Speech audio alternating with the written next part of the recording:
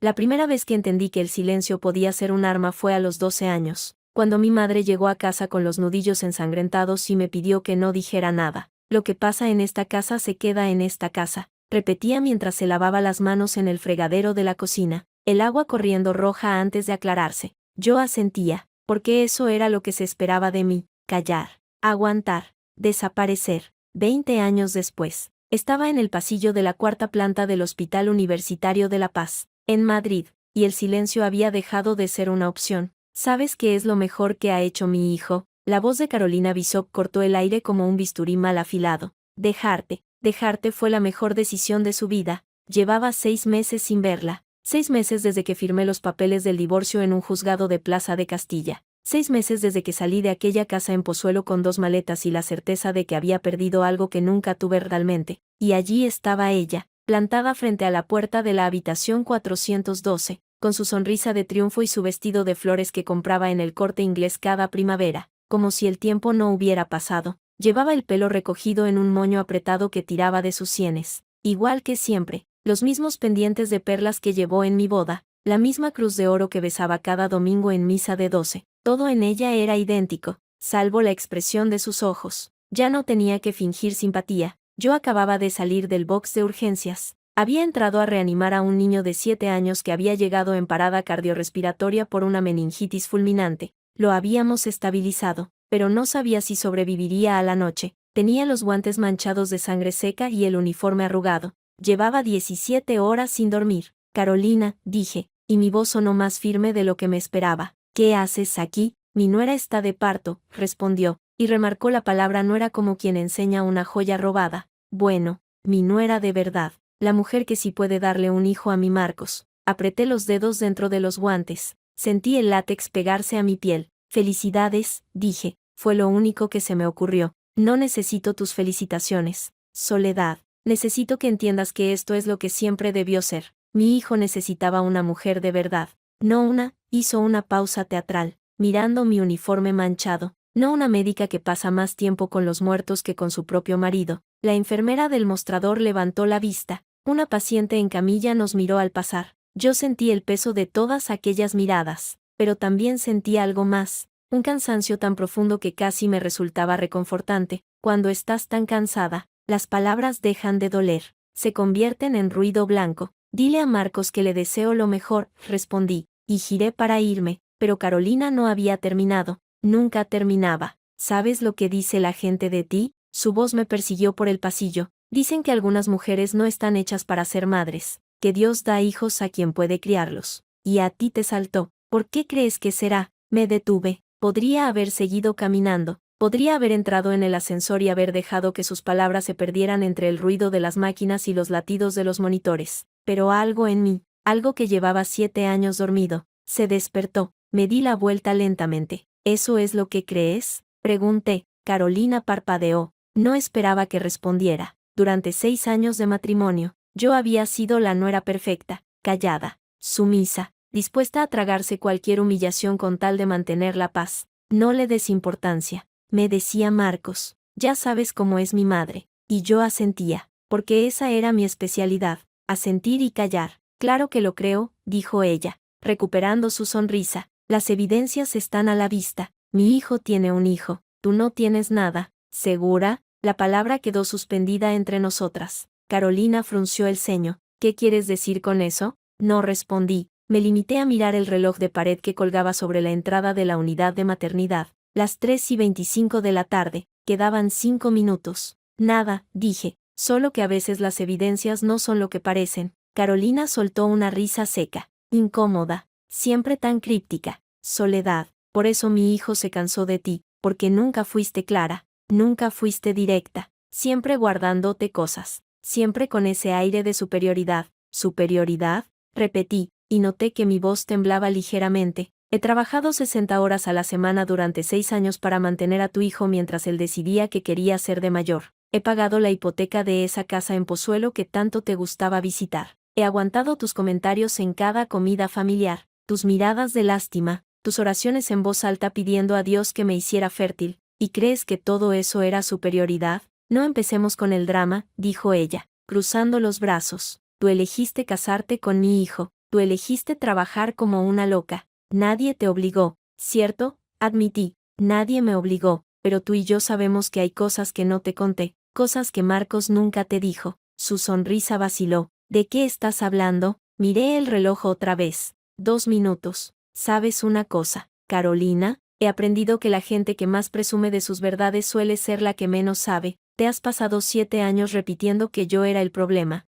que mi cuerpo no funcionaba, que Dios me castigaba. ¿Y si te dijera que todo ese tiempo has estado rezando a un Dios que te mentía? No digas blasfemias, dijo ella, y su voz perdió toda seguridad. Mi hijo es un buen hombre. Nunca dije que no lo fuera, respondí. Dije que no te contó toda la verdad. El silencio cayó entre nosotras. Carolina miró hacia la puerta de la habitación 412, donde su nieto acababa de nacer. Luego me miró a mí, con mis guantes manchados y mi uniforme arrugado, y por un instante vi algo parecido al miedo en sus ojos. Te estás inventando cosas, dijo. Siempre has tenido una imaginación muy fértil para una mujer que no puede concebir. Sonreí. Fue una sonrisa pequeña, casi imperceptible, pero suficiente para que ella diera un paso atrás. Espera un minuto, dije. Verás. No tuve que esperar mucho. El ascensor del fondo se abrió con un pitido metálico. Un hombre salió. Tendría unos 35 años. El pelo oscuro revuelto, la barba sin afeitar de varios días. Llevaba una chaqueta de cuero gastada y unas botas de obra cubiertas de polvo de cemento. Caminaba rápido, como si supiera exactamente a dónde iba, pero cuando me vio, se detuvo en seco. ¿Soledad?,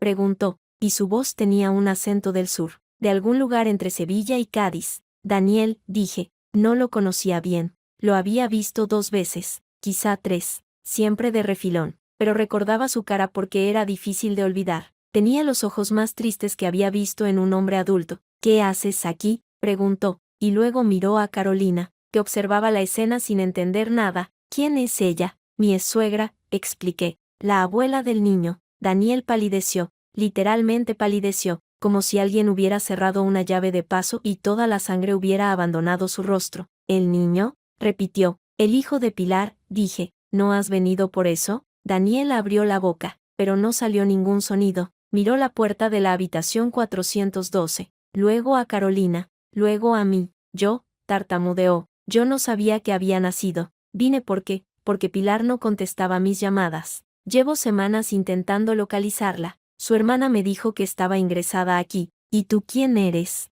intervino Carolina, con su tono más autoritario. ¿Qué tienes que ver con mi nuera? Daniela miró como si acabara de darse cuenta de que existía. Soy el padre del niño, dijo. El mundo se detuvo. Vi cómo las palabras entraban en el cerebro de Carolina, cómo recorrían sus conexiones neuronales, cómo buscaban un lugar donde encajar y no encontraban ninguno. Vi cómo su boca se abría y se cerraba, como un pez fuera del agua. Vi cómo su mano derecha buscaba instintivamente la cruz de oro que colgaba de su cuello, como si necesitara aferrarse a algo sagrado para no caerse. ¿Cómo dices?, susurró. Que soy el padre, repitió Daniel, y su voz sonó más segura ahora, como si decir las palabras en voz alta las hubiera hecho reales. Pilar y yo estuvimos juntos, antes de que ella empezara con Marcos, y durante, y después. El niño es mío. Eso es imposible, dijo Carolina, negando con la cabeza. Mi hijo es el padre. Lo sé, ella me lo dijo, Marcos me lo dijo, todos me lo dijeron. Pues todos te mintieron, dijo Daniel. Carolina se volvió hacia mí. Sus ojos estaban desorbitados. Su maquillaje comenzaba a embarrarse con el sudor. Tú tienes la culpa, dijo, señalándome con un dedo tembloroso. Tú organizaste todo esto. Siempre fuiste una celosa, una rencorosa.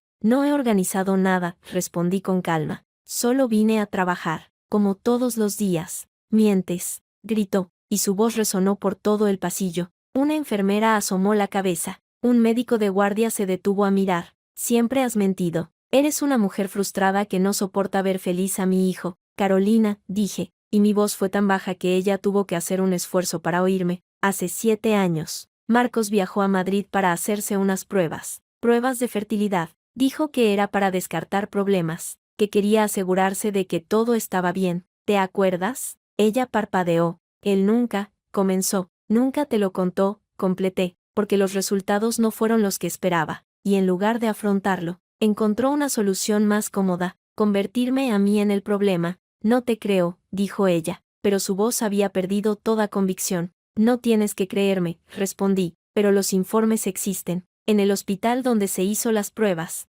Si quieres, puedo pedir una copia. Daniel nos miraba a ambas sin entender del todo, pero con suficiente información para saber que algo muy grande estaba ocurriendo. ¿Marcos no puede tener hijos?, preguntó lentamente. No respondí, pero mi silencio fue más elocuente que cualquier palabra. Carolina se tambaleó, tuvo que apoyarse en la pared para no caerse, su bolso cayó al suelo, y el contenido se derramó: pintalabios, pañuelos, caramelos de menta, una estampa de la Virgen del Pilar. Se quedó mirando aquellos objetos esparcidos por el suelo de linóleo como si fueran las piezas de un rompecabezas que ya no podía resolver. Todo este tiempo, murmuró, todo este tiempo pensando que eras tú. Lo sé, dije, y yo te culpaba. En la iglesia, en las comidas familiares, con mis amigas, decía que algunas mujeres no están hechas para ser madres. Lo sé, y mi hijo me dejaba hacerlo. Me dejaba decir esas cosas mientras él sabía. Lo sé. Carolina levantó la vista. Tenía los ojos enrojecidos, pero no de lágrimas. Era algo más parecido al odio,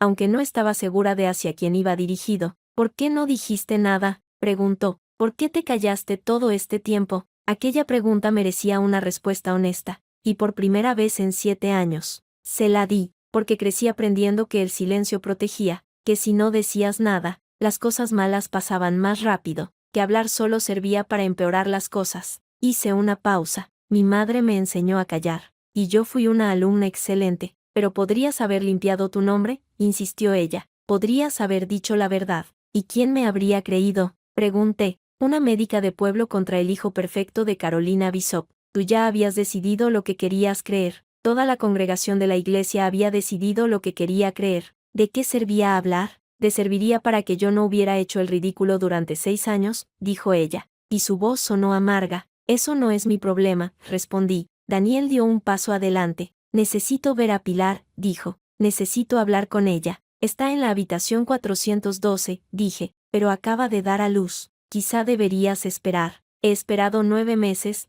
me interrumpió. 9 meses sin saber si el niño era mío, sin poder preguntar, sin poder reclamar nada porque ella me juró que se había acabado, que lo nuestro fue un error, que iba a formar una familia con Marcos. Y ahora resulta que todo era mentira. No sabía que Pilar y tú, empecé. Nadie lo sabía, dijo Daniel. Ella lo ocultó bien. Éramos amigos de la infancia, de Alcalá de Guadaíra. Nos reencontramos aquí, en Madrid, hace 2 años. Empezamos una relación. Ella me dijo que estaba libre, que había roto con su novio de toda la vida. Luego descubrí que no era cierto. Intenté dejarlo, pero ella volvía, siempre volvía. Y yo era demasiado débil para decirle que no, hasta que se quedó embarazada, completé, hasta que se quedó embarazada, confirmó. Entonces me dijo que no podía ser mío, que ella y Marcos lo habían intentado durante años, que seguro que era de él. Me pidió que desapareciera. Y yo, idiota de mí, lo hice. Carolina seguía apoyada en la pared, blanca como el papel. Entonces el niño, dijo, el niño no es de mi sangre. No, respondió Daniel, el niño es mío. Pero Pilar dijo muchas cosas, la interrumpí. A mí también me dijo muchas cosas. Durante años, mientras fingía ser mi mejor amiga, mientras me escuchaba llorar por mi matrimonio fallido, mientras me aconsejaba tener paciencia, mientras me decía que todo iba a salir bien, todo el tiempo estaba esperando su oportunidad. No puedes culparla a ella sola, dijo Carolina, y por un momento casi sentí lástima por ella. Mi hijo también participó. Tu hijo es un cobarde, dije. Y las palabras salieron sin filtro. Un cobarde que prefirió destruirme a mí antes que admitir su propia incapacidad. Un cobarde que te dejó a ti, a su propia madre, hacer el trabajo sucio mientras él se lavaba las manos. No hables así de mi hijo. Hablaré como me dé la gana, respondí, y mi voz subió de tono por primera vez. He estado callada 6 años. 6 años escuchando tus indirectas, tus oraciones públicas por mi fertilidad, tus comentarios sobre mi falta de feminidad. 6 años viendo cómo Marcos evitaba el tema, cómo cambiaba de conversación cada vez que alguien mencionaba niños. 6 años cargando con una culpa que no era mía. Y ahora resulta que el único responsable de todo esto es ese hijo tuyo al que defiendes ciegamente. No sabes lo que dices. Sé exactamente lo que digo, y sé que dentro de 5 minutos vas a entrar en esa habitación. Vas a ver a tu nieto, y vas a tener que decidir si quieres seguir viviendo en la mentira o afrontar la verdad. Carolina me miró largamente. Luego bajó la vista al suelo, donde sus pertenencias seguían esparcidas. Se agachó lentamente, como si le costara un esfuerzo enorme, y comenzó a recogerlas. Primero la estampa de la Virgen, luego los caramelos, luego el pintalabios. Cuando terminó, se levantó con dificultad y se enfrentó a mí. No voy a darte la razón, dijo. No voy a disculparme. Sería demasiado fácil para ti. No espero tus disculpas, respondí. Ya no significan nada para mí. Entonces, ¿qué esperas? Nada, solo que sepas la verdad. El resto es cosa tuya. Daniel había llegado a la puerta de la habitación 412. Dudó un momento, la mano en el picaporte. Luego se volvió hacia mí. Gracias, dijo, por no callarte. No me he callado, respondí. Esta vez no. Entró. La puerta se cerró tras él. Carolina y yo nos quedamos solas en el pasillo. El ruido del hospital continuaba a nuestro alrededor. Alarmas, conversaciones, pasos apresurados. Pero entre nosotras solo había silencio. ¿Qué vas a hacer ahora?, preguntó finalmente Carolina. Volver a urgencias, respondí. Tengo pacientes esperando. No me refería a eso. Lo sé. Vas a contarlo, ¿verdad? Vas a ir a la prensa, a la iglesia, a contarle a todo el mundo lo que pasó. No, dije, no voy a contar nada. ¿Por qué? Porque no necesito hacerlo. La verdad tiene una forma curiosa de abrirse camino sola. Yo solo he puesto la primera piedra. Ahora le toca a ella rodar cuesta abajo. Carolina asintió lentamente. Eres más fuerte de lo que pareces, dijo, y no supe si era un cumplido o una amenaza. No soy fuerte, respondí, solo estoy harta, y hay una gran diferencia. Di media vuelta y caminé hacia el ascensor. Podía sentir su mirada clavada en mi espalda, pero no me volví. No había nada más que decirle. El ascensor tardó en llegar. Cuando lo hizo, las puertas se abrieron y me encontré con la imagen de mí misma reflejada en el espejo interior. 30 años, ojeras profundas, el uniforme manchado, el pelo recogido de cualquier manera. Parecía alguien que había estado en una guerra, y de alguna manera, así era. Las puertas se cerraron y el ascensor comenzó a descender. Me apoyé en la pared y cerré los ojos. Podía oír aún la voz de Carolina repitiendo sus mentiras. Podía ver la cara de Daniel al descubrir la verdad. Podía imaginar a Pilar en aquella habitación, sosteniendo a un niño que no era de Marcos. Pero sobre todo, podía oír la voz de mi madre, aquella noche de invierno en Ohio,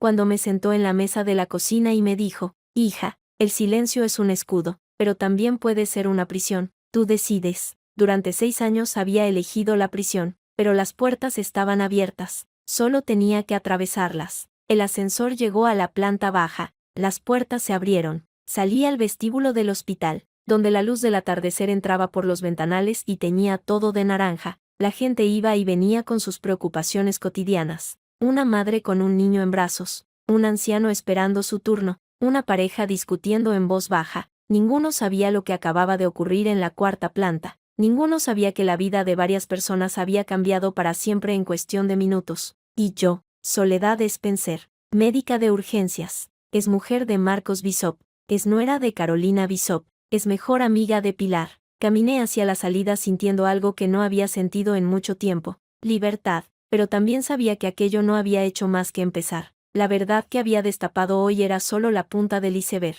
Debajo, en las profundidades, había mucho más. Documentos falsos, mentiras cuidadosamente tejidas, complicidades silenciosas. Y yo iba a tener que bucear hasta el fondo si quería salir realmente limpia. Tomé mi móvil y marqué el número de Ruth Carabajal, la abogada que me había recomendado una compañera del hospital. Ruth, dije cuando contestó, soy Soledad Spencer. ¿Recuerdas que hablamos de la posibilidad de emprender acciones legales contra mi exmarido? Sí, respondió ella, con su voz profesional pero cálida. Dijiste que necesitabas tiempo para pensarlo. Ya lo he pensado, y quiero hacerlo, pero no por venganza. Quiero hacerlo para que todo el mundo sepa la verdad, para que mi nombre deje de ser sinónimo de fracaso. Hubo una pausa al otro lado de la línea. Eso va a ser duro, dijo Ruth. Vas a tener que exponerte. Van a sacar todo tu pasado, tus errores, tus momentos más íntimos. ¿Estás preparada para eso? No, admití, pero voy a hacerlo de todas formas.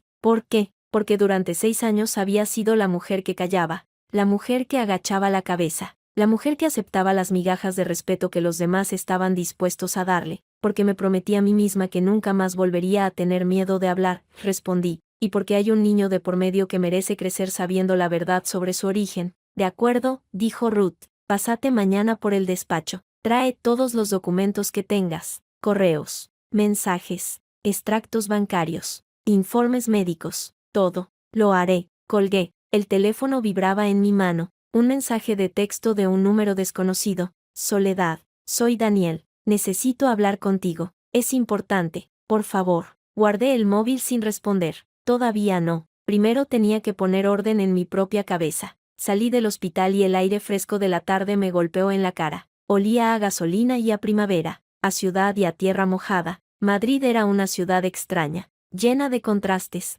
capaz de ser cruel y hermosa al mismo tiempo. Caminé hacia la parada de metro. La gente pasaba a mi lado sin verme, cada uno inmerso en su propia historia. Y yo, por primera vez en mucho tiempo, sentí que la mía empezaba a escribirse de nuevo, pero no sabía aún lo que me esperaba. No sabía que aquella conversación en el pasillo del hospital era solo el primer acto de una obra mucho más compleja. No sabía que Daniel iba a reaparecer en mi vida de una forma que nunca habría imaginado. No sabía que Pilar, desde su cama de hospital, ya estaba tramando su siguiente movimiento, y sobre todo, no sabía que Marcos, mi exmarido, el hombre que me había destruido sin ensuciarse las manos, estaba a punto de perderlo todo. Pero eso, como suele decirse, es otra historia. Una historia que comenzaría a escribirse al día siguiente, en el despacho de Ruth Carabajal, cuando pusiera sobre la mesa todas las cartas que había guardado durante 7 años. El silencio había durado demasiado. Era hora de hablar. Y cuando hablara, el mundo iba a temblar. Pasé toda la noche sin dormir.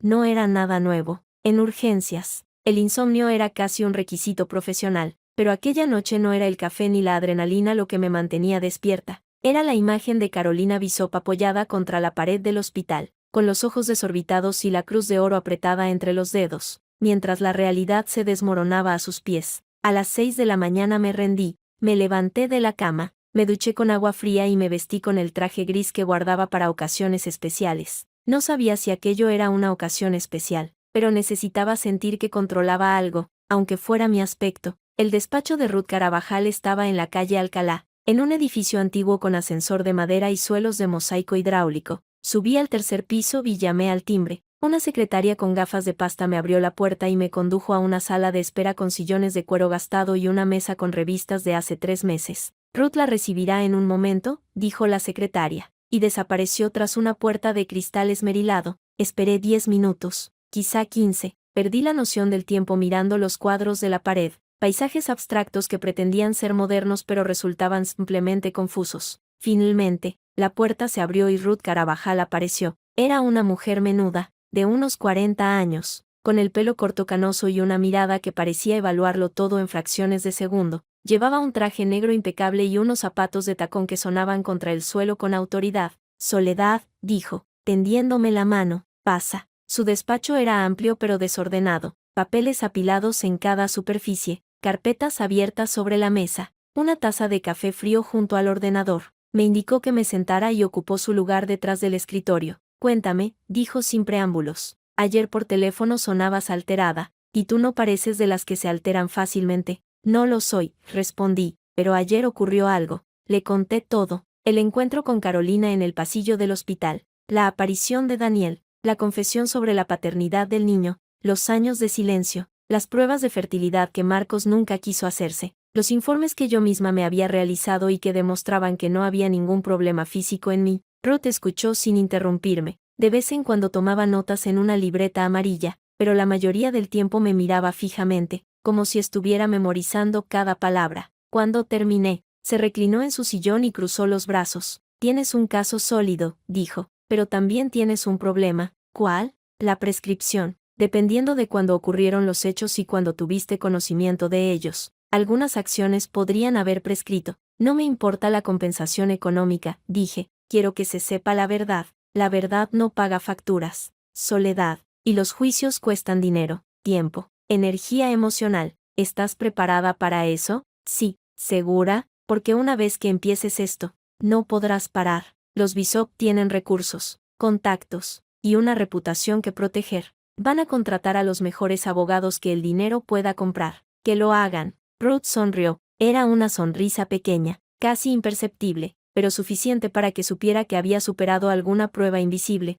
Bien, dijo, abriendo una carpeta. Lo primero es lo primero. Necesito todos los documentos que tengas. Informes médicos, correos electrónicos, mensajes de texto, extractos bancarios, cualquier cosa que demuestre que Marcos sabía de su infertilidad y que ocultó esa información. Tengo los informes de mis propias pruebas, dije, sacando una carpeta de mi bolso. Y también tengo esto. Le entregué un sobre marrón. Dentro había una copia del informe médico de Marcos, fechado hace 7 años, en la Clínica Universitaria de Navarra. Ruth lo leyó en silencio. Cuando levantó la vista, sus ojos brillaban con algo parecido a la admiración. ¿Cómo conseguiste esto? Marcos lo guardaba en una caja fuerte en su despacho. Durante el divorcio, cuando todavía vivía en la casa, encontré la combinación escrita en un libro. Hice una copia antes de irme. Eso podría considerarse ilegal. Lo sé, por eso no lo he usado hasta ahora, pero pensé que debías saber que existe. Ruth asintió lentamente. Esto cambia las cosas, dijo. Con este documento podemos demostrar que Marcos conocía su condición,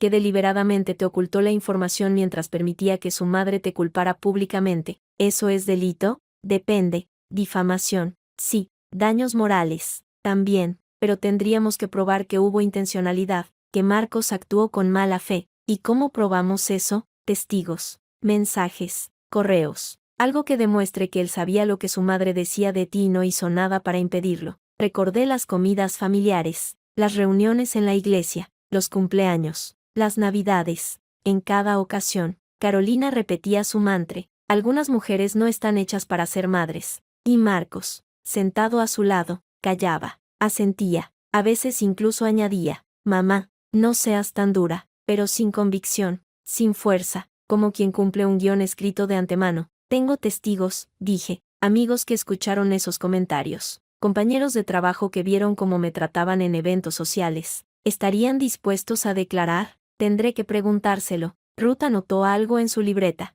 Hay otro problema, dijo, Pilar. Si ella declara que Marcos sabía de su infertilidad y que accedió a fingir que el niño era suyo, eso reforzaría nuestro caso. Pilar no va a declarar contra Marcos. Están juntos. Acaban de tener un hijo. Las relaciones cambian cuando la verdad sale a la luz, sobre todo cuando aparece un tercero en discordia. Daniel, el padre biológico del niño. Si él decide pelear por la custodia, Pilar podría verse obligada a elegir bando, y en ese caso, su interés podría alinearse con el nuestro. No quiero usar a un niño como moneda de cambio. No se trata de usar al niño, se trata de que la verdad salga a la luz. Y si para eso necesitamos que Pilar admita que sabía que Marcos era infértil, pues que admita. Me quedé en silencio. Ruth tenía razón, pero cada fibra de mi ser se resistía a la idea de involucrar a un recién nacido en aquel lodazal. Hay algo más, dijo Ruth, rompiendo mi reflexión. Ayer, cuando hablamos por teléfono, mencionaste que habías perdido la oportunidad de ser jefa de urgencias.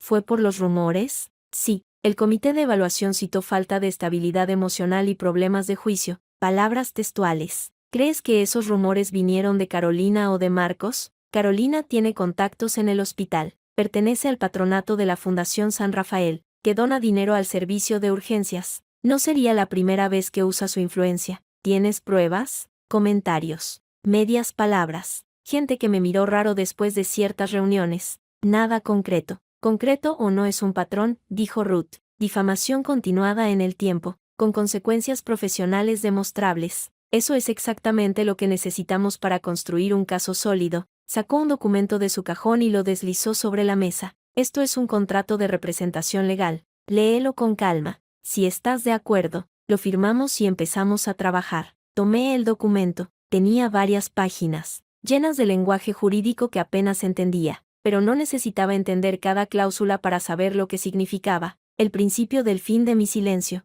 Lo firmaré, dije, no sin leerlo antes. Confío en ti. Error, dijo Ruth, y su voz se endureció. No confíes en nadie en este proceso, ni en mí. Lee cada palabra, pregunta cada duda, asegúrate de que entiendes cada consecuencia. Esto no es una película, es tu vida. Asentí, guardé el contrato en mi bolso y me levanté. ¿Cuándo empiezas? Pregunté. Ya he empezado, respondió Ruth. Esta misma mañana he solicitado los historiales médicos de Marcos en la Clínica Universitaria de Navarra. También he enviado una carta al comité de evaluación del hospital solicitando copia de las actas de tu evaluación. Sin consultarme, forma parte de la investigación preliminar. Si no encuentro base sólida, te lo diré y pararemos. Pero si la encuentro, quiero estar preparada. Y si Marcos se entera, que se entere. Cuanto antes sepa que vamos en serio, mejor. A veces, el simple miedo a un juicio público es suficiente para que la otra parte ofrezca un acuerdo ventajoso. No quiero un acuerdo, quiero la verdad.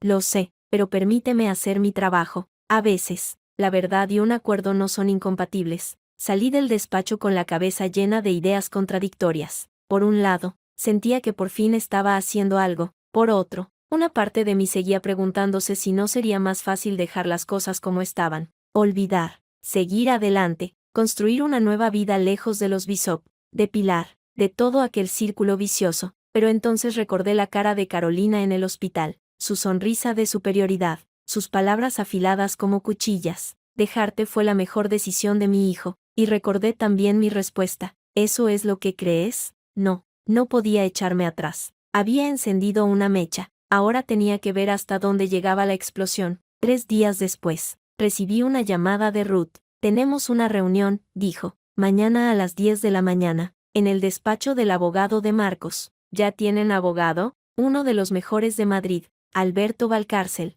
especialista en derecho de familia y reputación, trabaja para media docena de familias aristocráticas de la capital, y quiere reunirse con nosotros, quiere sondearnos, ver si estamos dispuestos a negociar antes de que esto se convierta en un circo mediático. ¿Negociar? ¿Sobre qué? Sobre todo, una indemnización a cambio de tu silencio, un comunicado conjunto, un acuerdo de confidencialidad, lo típico. No voy a aceptar. Lo sé, pero debemos ir a la reunión, escuchar lo que tienen que decir, y luego decidir. Al día siguiente, a las 10 menos cuarto, Ruth y yo estábamos sentadas en una sala de juntas del edificio más lujoso que había visto en mi vida. Mármol por todas partes, cuadros originales en las paredes, una secretaria que nos ofreció café en tazas de porcelana. A las 10 en punto, la puerta se abrió y entró Alberto Valcárcel. Era un hombre alto, de unos 50 años. Con el pelo plateado y un traje que debía costar más de lo que yo ganaba en un mes. Detrás de él,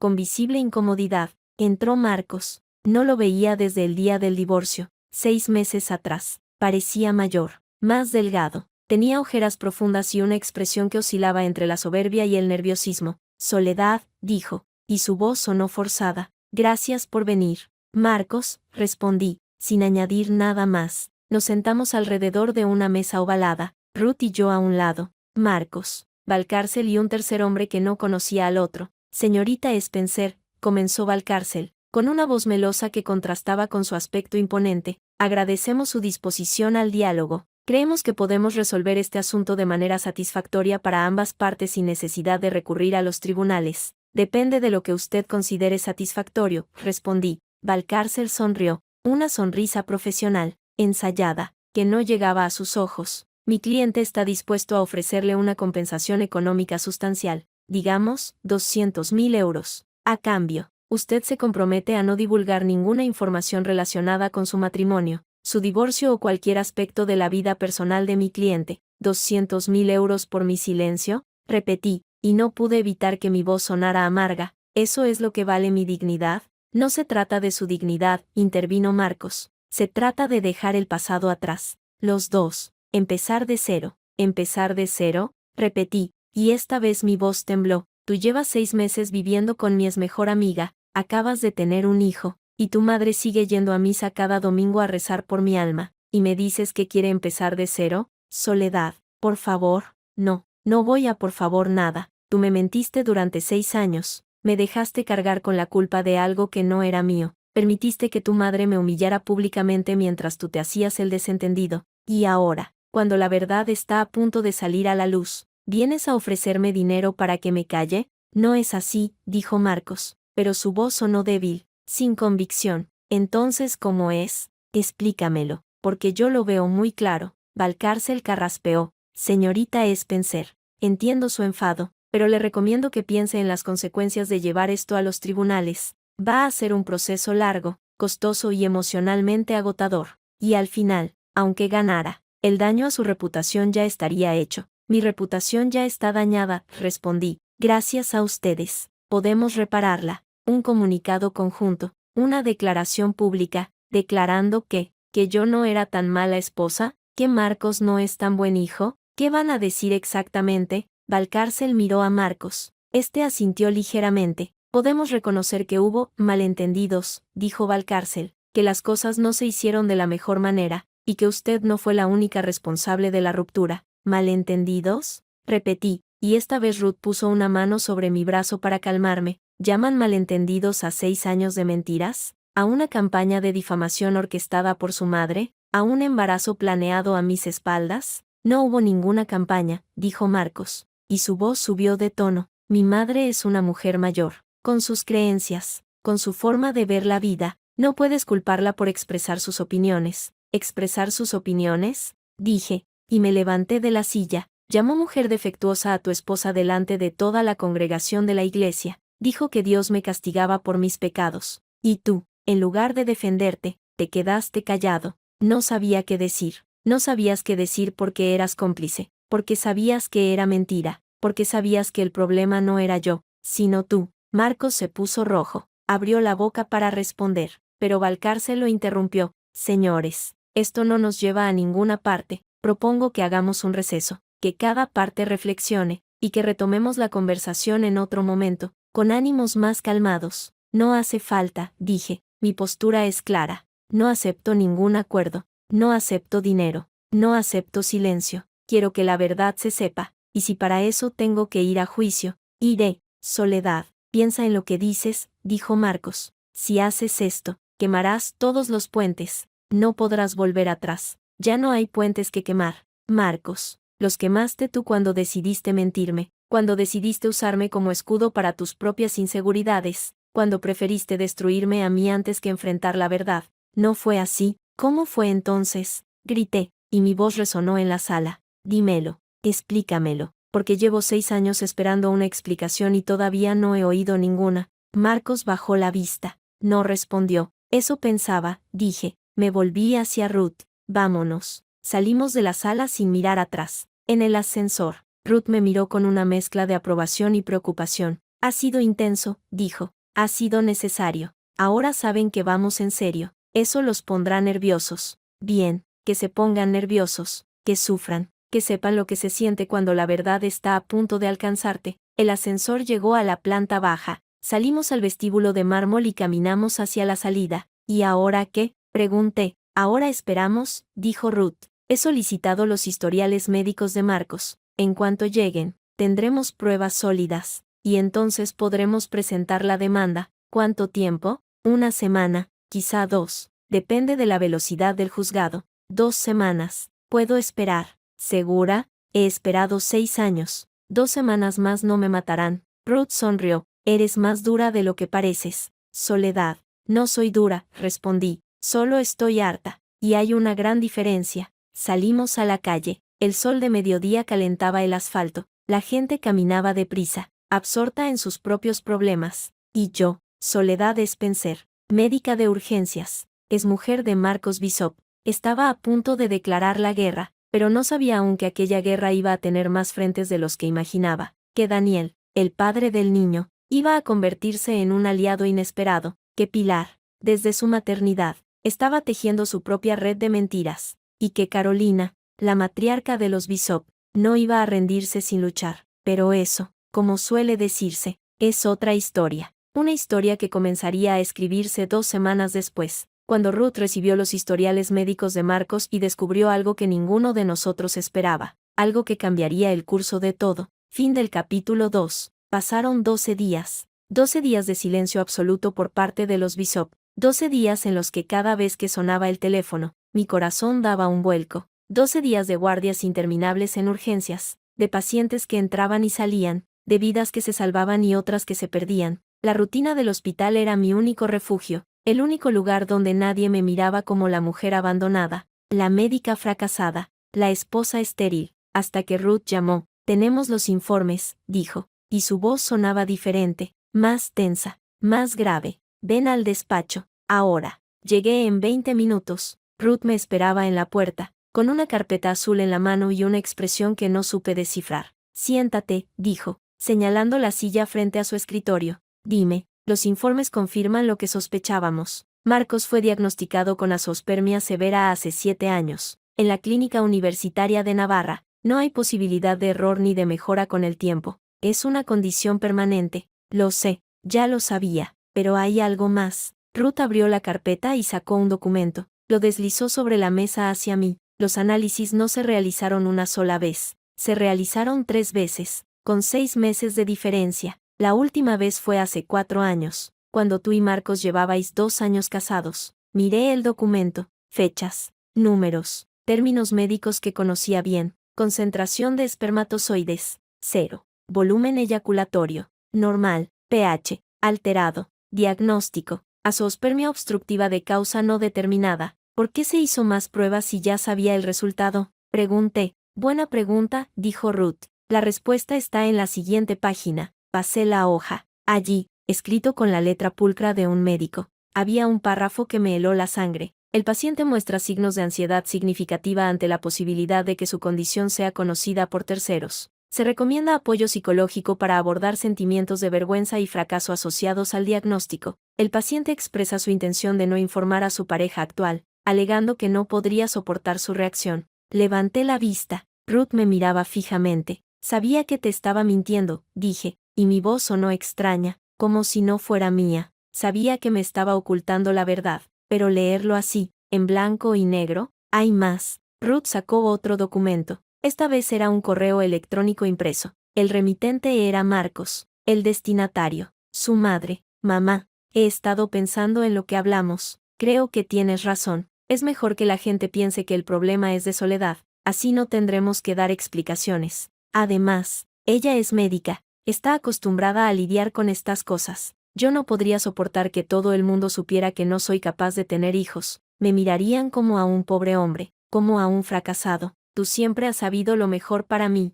Gracias por protegerme. El papel temblaba en mis manos. No sabía si era el papel o mis manos las que temblaban. ¿Cuándo encontraste esto? Pregunté. No lo encontré yo. Lo encontró Daniel. ¿Daniel? Daniel Reyes, el padre del niño. Ha estado investigando por su cuenta. Dice que quería saber con quién se había metido Pilar, y encontró esto en el ordenador de Marcos. ¿Cómo consiguió acceso al ordenador de Marcos? No me lo preguntes. Prefiero no saberlo, pero el caso es que lo tenemos. Dejé el papel sobre la mesa. Sentía náuseas. Esto es una prueba de que Marcos y Carolina planearon todo, dijo Ruth. De que hubo premeditación, de que no fue solo un desgraciado accidente, sino una estrategia deliberada para destruirte. Lo sé. Con esto, podemos demostrar difamación agravada, daños morales. Incluso podríamos argumentar violencia psicológica. Lo sé, Soledad. Esto es exactamente lo que necesitábamos. Con estos documentos, el caso es sólido,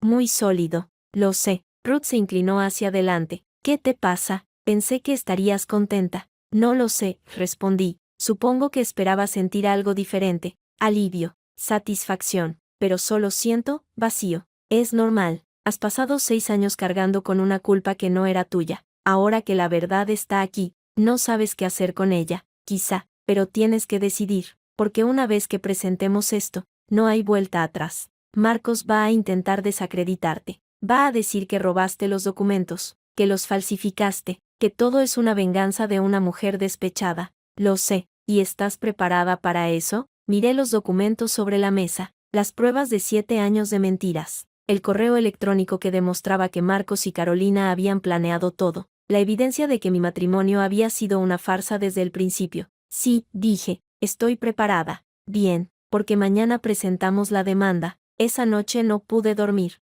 No era la primera vez que me pasaba, pero aquella noche era diferente. No era el insomnio habitual de las guardias, ni la ansiedad por un paciente crítico. Era algo más profundo, algo que llevaba años creciendo dentro de mí y que ahora, por fin, estaba a punto de estallar. Me levanté de la cama a las 3 de la madrugada, me preparé un té que no bebí, me senté en el sofá y miré la pared durante lo que me parecieron horas. Sonó el teléfono. Eran las 4:20 de la mañana. Un número desconocido. Diga, Soledad. La voz al otro lado era femenina, temblorosa. Soy Pilar. Sentí que el estómago se me encogía. ¿Qué quieres? Necesito verte, hablar contigo. No tenemos nada de qué hablar. Sí tenemos. Por favor. Sé que te debo una explicación, y sé que probablemente me odias, pero necesito que me escuches. No voy a ir a ninguna parte a estas horas. Estoy en el parque de la esquina de tu casa, en el banco de siempre, donde solíamos sentarnos cuando éramos amigas. Eso fue hace mucho tiempo.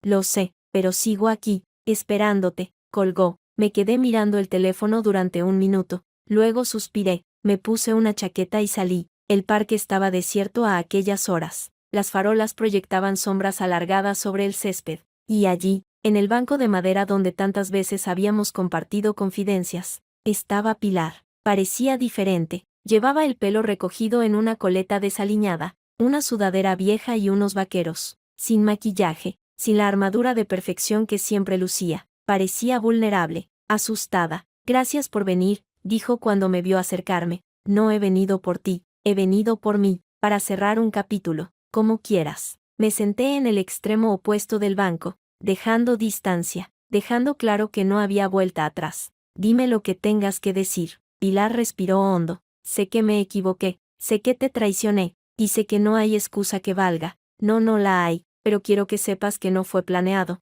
No al principio. Marcos y yo, empezamos a hablar después de una de tus guardias. Tú estabas trabajando, él se sentía solo, yo estaba allí, y una cosa llevó a la otra. No me cuentes los detalles sórdidos. No me interesan. No te cuento detalles, te cuento la verdad, porque te la debo. Llevas 6 meses mintiéndome, y ahora decides que me debes la verdad.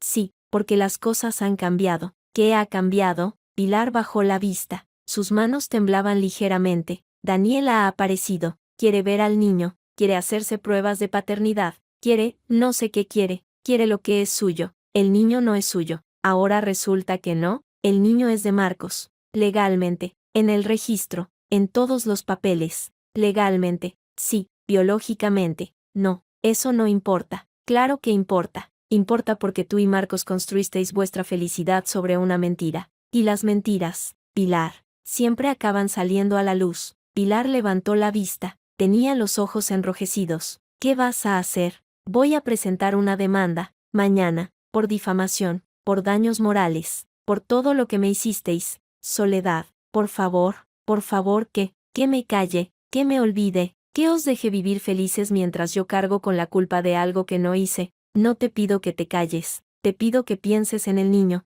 en lo que va a significar para él crecer sabiendo que todo fue una mentira. Eso no es problema mío, es problema tuyo y de Marcos. Vosotros decidisteis traerlo al mundo en estas circunstancias. Ahora tendréis que afrontar las consecuencias. Es un bebé, Soledad, no tiene culpa de nada, lo sé, y precisamente por eso, merece crecer en un entorno de verdad, no de mentiras. Pilar rompió a llorar. No eran lágrimas teatrales, de esas que había visto tantas veces en ella, eran lágrimas auténticas, descontroladas, que brotaban de algún lugar profundo. No sé qué hacer, dijo entre sollozos. Marcos está histérico. Su madre no me mira a la cara. Daniel aparece cada 2 por 3 en el hospital. Y yo estoy sola, con un recién nacido, sin saber qué va a pasar mañana. Podrías haber pensado en eso antes de acostarte con el marido de tu mejor amiga. Lo sé, y no hay día que no me arrepienta. Pero lo hiciste, sí, y lo pagaré el resto de mi vida. La miré, sentada en aquel banco, con las lágrimas cayéndole por las mejillas. Parecía una sombra de la mujer que había sido, la mujer que sonreía desde la portada de su propia vida, perfecta, intocable, y por un momento, casi sentí lástima por ella, casi. No voy a retirar la demanda, dije, pero tampoco voy a buscar activamente hacerte daño. Mi lucha es con Marcos, y con Carolina. Tú eres una consecuencia, no un objetivo. Gracias, susurró. No me des las gracias. No lo hago por ti, lo hago por mí, porque quiero poder mirarme al espejo y saber que, aunque me hayan hecho daño, yo no me rebajé a su nivel. Eres mejor persona que yo. No soy mejor persona. Solo tomé decisiones diferentes. Me levanté. La noche seguía siendo oscura, pero en el horizonte comenzaba a adivinarse un tenue resplandor. No volveré a verte, dije. No busques más contacto conmigo. Si tienes algo que decirme, que sea a través de mi abogada. Soledad. Adiós, Pilar. Caminé de vuelta a casa sin mirar atrás. Podía oír sus sollozos alejándose, fundiéndose con el rumor del viento entre los árboles. Dormí 3 horas. Fue suficiente. A las 9 de la mañana, Ruth y yo estábamos en el juzgado de primera instancia número 12 de Madrid. Presentamos la demanda. Ruth habló con el juez de guardia. Firmamos los papeles. Y cuando salimos del edificio, el sol brillaba con fuerza. Ya está, dijo Ruth. Ahora solo queda esperar. ¿Cuánto tiempo? Depende. Si Marcos decide llegar a un acuerdo rápido. Unas semanas. Si decide pelear, meses, quizá un año. Un año es mucho tiempo, pero al final tendrás tu verdad, y si no gano, ganarás. Tenemos las pruebas, tenemos los testigos, tenemos todo. Nada es seguro en los tribunales. No, pero confía en mí. He hecho esto muchas veces. Y sé cuando un caso es sólido. Asentí. No me quedaba otra opción. 3 días después, recibí la notificación oficial. Marcos había sido citado a declarar. Su abogado había solicitado un aplazamiento, pero el juez lo había denegado. La audiencia preliminar sería en 2 semanas. 2 semanas, 14 días. Nada comparado con los 6 años que había esperado. Pero en aquellos 14 días, todo cambió. La primera grieta apareció una tarde de martes, cuando Carolina Bishop llamó a mi consulta del hospital. Soledad, dijo, y su voz sonaba diferente, menos segura, menos altiva. Necesito hablar contigo. No tengo nada que hablar con usted, por favor. Es importante. Sobre mi hijo. Su hijo y yo no tenemos nada que decirnos. Sé que has presentado una demanda, y sé que tienes pruebas, y quiero pedirte que reconsideres. ¿Reconsiderar? Después de 6 años de humillaciones, después de permitir que todo el pueblo creyera que yo era el problema, me equivoqué, dijo Carolina, y su voz se quebró. Me equivoqué, lo sé, y lo siento. ¿Lo siente? ¿Ahora lo siente? ¿Cuando la verdad está a punto de salir a la luz? Sí, lo siento, y quiero reparar el daño. No se puede reparar. Lo que usted hizo no tiene reparación posible. Dame una oportunidad. Déjame explicarte. No quiero sus explicaciones. Quiero que el juez decida. Soledad, por favor, no. Usted tuvo 6 años para disculparse, 6 años para dejar de difundir mentiras sobre mí, 6 años para ser una persona decente, y no lo hizo. Así que no venga ahora con remordimientos de última hora. No son remordimientos de última hora. Son, ¿qué? ¿Miedo? Miedo a lo que la gente va a decir cuando se sepa la verdad. Miedo a perder su posición en la iglesia. Miedo a que su hijo perfecto resulte no ser tan perfecto. Carolina no respondió. Solo se oía su respiración agitada al otro lado de la línea. Buenas tardes, Carolina, dije, y colgué. Esa noche, cuando llegué a casa, había un sobre debajo de mi puerta, sin remite, sin sello, solo mi nombre escrito a mano. Lo abrí. Dentro había una carta manuscrita. Reconocí la letra inmediatamente. Era de Marcos. Soledad, sé que no tengo derecho a pedirte nada, sé que te he hecho mucho daño, y sé que probablemente esta carta terminará en la basura sin que la termines de leer, pero necesito que sepas que lo siento por haberte mentido, lo siento por haber permitido que mi madre te culpabilizara, lo siento por no haber tenido el valor de enfrentar la verdad. No soy un buen hombre, lo he sabido siempre, pero nunca quise admitirlo. Preferí culparte a ti antes que mirarme al espejo, preferí destruirte antes que aceptar mi propia fragilidad. No te pido que me perdones, no te pido que retires la demanda, solo te pido que sepas que, en el fondo, siempre supe que estabas diciendo la verdad, y que me odié por ello. Si sirve de algo, no he sido feliz, ni con Pilar, ni con el niño, ni con nada, porque cada vez que miro a mi hijo, sé que estoy mirando una mentira, y esa mentira me persigue cada día. No sé qué pasará en el juicio, pero sea lo que sea, me lo merezco. Marcos. Leí la carta 3 veces. La primera, con incredulidad. La segunda, con rabia. La tercera, con una tristeza profunda que no esperaba sentir, porque en aquellas líneas, escritas con una letra temblorosa, vi a un hombre roto, un hombre que había preferido destruir a otros antes que enfrentar sus propios demonios, un hombre que, al final, se había quedado solo con sus mentiras. Guardé la carta en un cajón. No sabía si la usaría en el juicio, no sabía si la quemaría, no sabía nada, salvo que, por primera vez en 6 años, Marcos había dicho la verdad,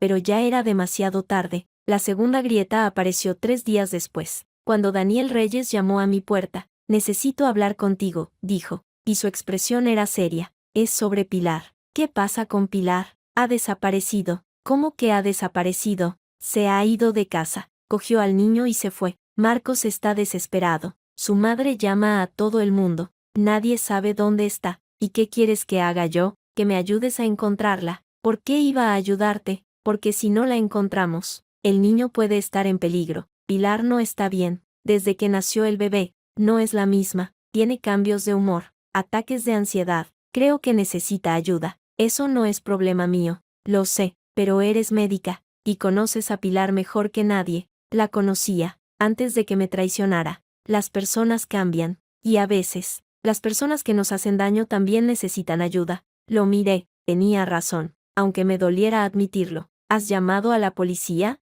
Sí, pero dicen que no pueden hacer nada hasta que pasen 24 horas. Y llevan 12. ¿Dónde has buscado? En su casa, en casa de sus padres, en casa de sus amigas, en todos los sitios que se me ocurren. ¿Y Marcos? Marcos está histérico. No sirve de nada. Suspiré. Voy a hacer una llamada, pero no prometo nada. Llamé a Ruth. Le expliqué la situación. Ella, a su vez, llamó a un detective privado con el que había trabajado antes. En 2 horas, teníamos una pista. Pilar había sacado dinero de un cajero automático en Ávila. Ávila, dijo Daniel. Allí tiene una prima, una tal Cristina. ¿Sabes dónde vive? Sí, fuimos juntos una vez, hace años. Pues vamos. El viaje a Ávila duró 1 hora y media. Daniel conducía en silencio, con las manos agarradas al volante y la mirada fija en la carretera. ¿Por qué haces esto?, pregunté en un momento dado. ¿El qué? Buscar a Pilar, después de todo lo que te hizo, porque el niño no tiene culpa de nada,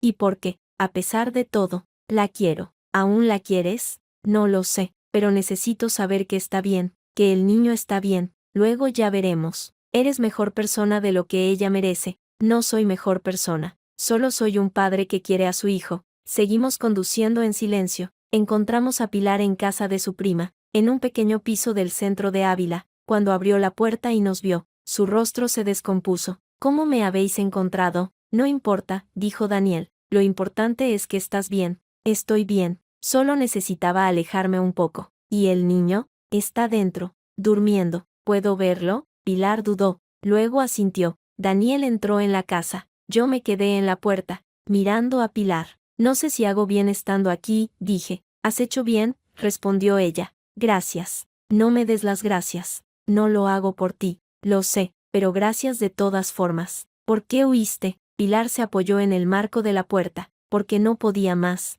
Marcos no me mira. Su madre me culpa. Daniel aparece y reclama al niño. Y yo estoy sola, con un bebé que no sé de quién es. Es tuyo. Eso es lo único que importa. Y si no soy capaz de criarlo sola, lo serás. Las mujeres somos más fuertes de lo que creemos. Pilar me miró, y por un instante, vi en sus ojos el reflejo de la chica que había sido, la amiga con la que compartí risas, confidencias, sueños. Lo siento, dijo, por todo. Lo sé. ¿Podremos volver a ser amigas algún día? No, eso ya no es posible. Lo sé, pero quería preguntarlo, y yo quería responderte con sinceridad. Asentí, di media vuelta y comencé a bajar las escaleras. Soledad, me llamó. ¿Qué vas a hacer con la demanda? Me detuve, sin volverme. Seguir adelante. ¿Y si te pido que no lo hagas? ¿Por el niño? No puedo. Porque si paro ahora, todo lo que he sufrido no habrá servido de nada. Entiendo. Adiós, Pilar. Adiós, Soledad.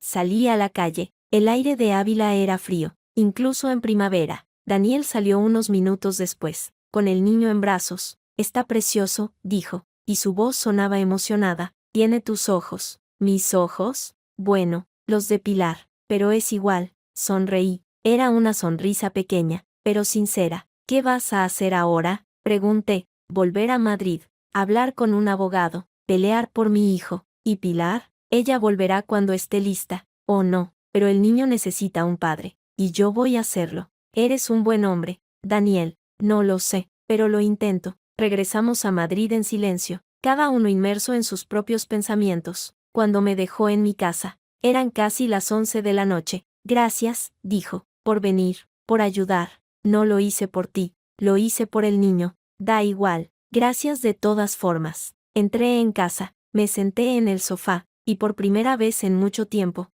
lloré. No supe exactamente por qué lloraba, por el dolor acumulado, por la amistad perdida, por la verdad que, aunque finalmente salía a la luz, no devolvería los 6 años que había perdido. Lloré hasta quedarme dormida. A la mañana siguiente, Ruth me llamó. La audiencia preliminar es dentro de 10 días. El juez ha aceptado todas nuestras pruebas. Bien, ¿estás preparada? No, pero voy a hacerlo de todas formas. Eso es lo que importa. Colgué, miré por la ventana. El sol brillaba sobre Madrid, indiferente a mis problemas. La vida continuaba. Y yo, Soledad Spencer, médica de urgencias, es mujer de Marcos Bishop, Estaba a punto de enfrentarme a mi pasado, para poder construir mi futuro. La audiencia preliminar se celebró un jueves por la mañana en el juzgado de primera instancia número 12 de Madrid. Llegué temprano, con el traje gris que había comprado para la ocasión y los documentos que Ruth me había pedido que revisara. Ella ya estaba esperándome en la puerta, con una carpeta azul bajo el brazo y una expresión seria. ¿Preparada?, preguntó. Preparada.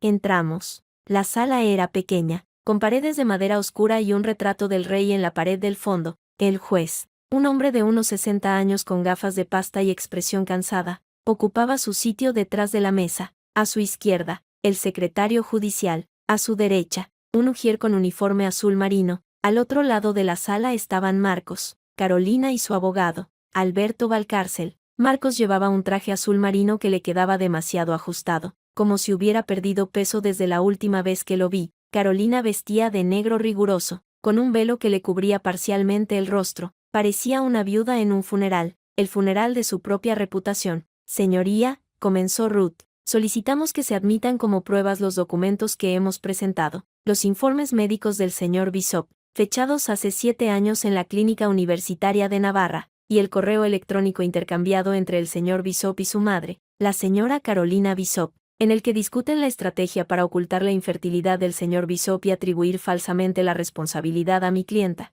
Valcárcel se levantó. Señoría, nos oponemos a la admisión de dichos documentos. Los informes médicos fueron obtenidos de manera ilegal, violando el derecho a la intimidad de mi cliente. En cuanto al correo electrónico, no tenemos constancia de su autenticidad. Los informes fueron obtenidos mediante una orden judicial, respondió Ruth. En cuanto al correo, tenemos testigos que pueden confirmar su autenticidad. ¿Testigos?, preguntó el juez, levantando la vista por primera vez. Sí, señoría, contamos con el testimonio de Daniel Reyes, quien tuvo acceso al ordenador del señor Bishop en circunstancias que explicará en el juicio. Eso es inadmisible, dijo Valcárcel. El señor Reyes no tenía autorización para acceder al ordenador de mi cliente. El señor Reyes tenía acceso porque compartía domicilio con la pareja durante el periodo en que mantuvo una relación con Pilar, la actual pareja del señor Bishop, respondió Ruth. Además, el contenido del correo ha sido verificado por un perito informático. El juez se quitó las gafas y las limpió con un pañuelo.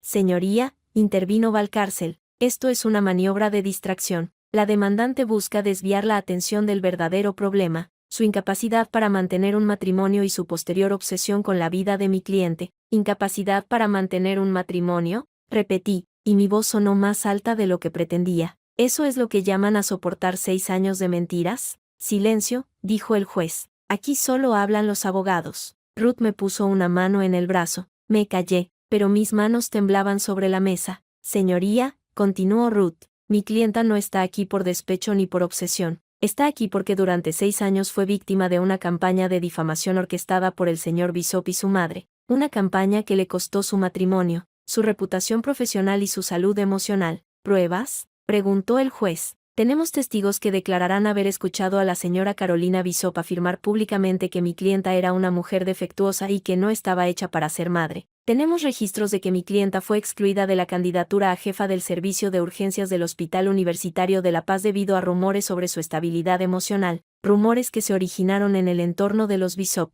Y tenemos, por supuesto, los informes médicos que demuestran que el señor Bishop conocía su infertilidad desde antes de casarse y que ocultó deliberadamente esa información. Eso no es cierto, dijo Marcos, levantándose de su silla. Yo no sabía. Siéntese, ordenó el juez, o lo expulso de la sala. Marcos obedeció, pero su rostro estaba rojo de ira. Carolina, a su lado, permanecía inmóvil, con la mirada fija en un punto indefinido de la pared.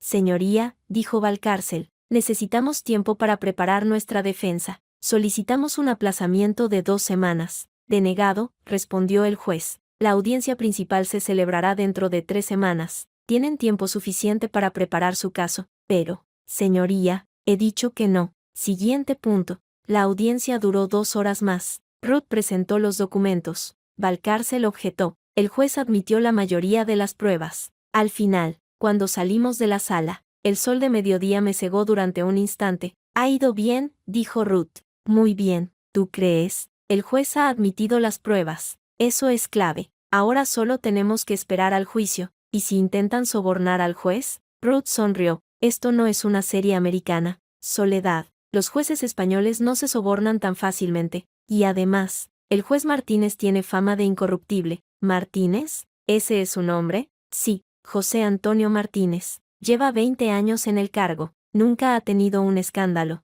Menos mal, pero no te confíes. Los Bishop tienen muchos recursos, y Valcárcel es un abogado astuto. Va a intentar desacreditarte de todas las formas posibles. ¿Cómo? Investigará tu pasado, tus relaciones anteriores, tus errores profesionales, cualquier cosa que pueda usar para pintarte como una mujer inestable, vengativa, obsesionada. No tengo nada que ocultar. Todos tenemos algo que ocultar. Soledad. La cuestión es si eso que ocultas puede usarse en tu contra. Esa noche, cuando llegué a casa, había un mensaje de Daniel en el contestador. Soledad. Soy Daniel. He sabido lo de la audiencia. Enhorabuena, pero tengo que decirte algo importante. Llámame cuando puedas. Le devolví la llamada. Contestó al primer tono. Soledad, soy yo. ¿Qué pasa? He encontrado algo, en el ordenador de Marcos. Algo que no te va a gustar. Dime, no por teléfono. Es mejor que lo veas con tus propios ojos. ¿Dónde estás?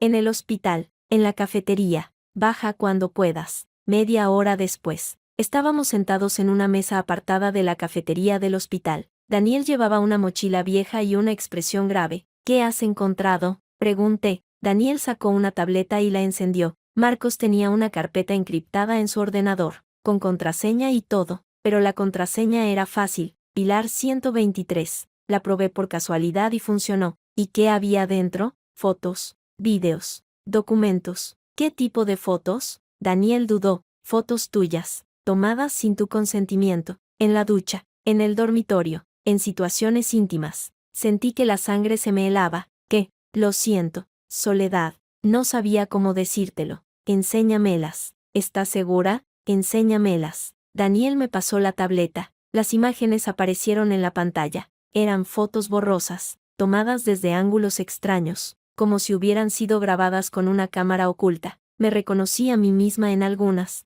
en la ducha de nuestra casa de Pozuelo, en la cama, en el baño, en otras no me reconocí, pero sabía que era yo. Hay más, dijo Daniel, vídeos y documentos, extractos bancarios, transferencias, pagos a una clínica privada. ¿Qué clínica? Una clínica de reproducción asistida en Madrid, a nombre de Carolina Bishop. ¿Mi ex-suegra? Sí, hay transferencias periódicas durante los últimos 3 años, cantidades importantes, decenas de miles de euros. ¿Para qué? No lo sé, pero parece que Carolina estaba pagando algo, algo relacionado con la fertilidad. Pero si Marcos es infértil, exacto, ¿por qué iba a pagar su madre por tratamientos de fertilidad si su hijo no puede tener hijos? No entendía nada, mi cabeza daba vueltas. Tengo que llamar a Ruth. Espera, hay algo más. Daniel pasó varias pantallas hasta llegar a un documento de texto. Esto es un correo electrónico, entre Carolina y el director de la clínica. Hablan de muestras y donantes, y de confidencialidad absoluta. ¿Donantes? ¿De qué donantes hablan?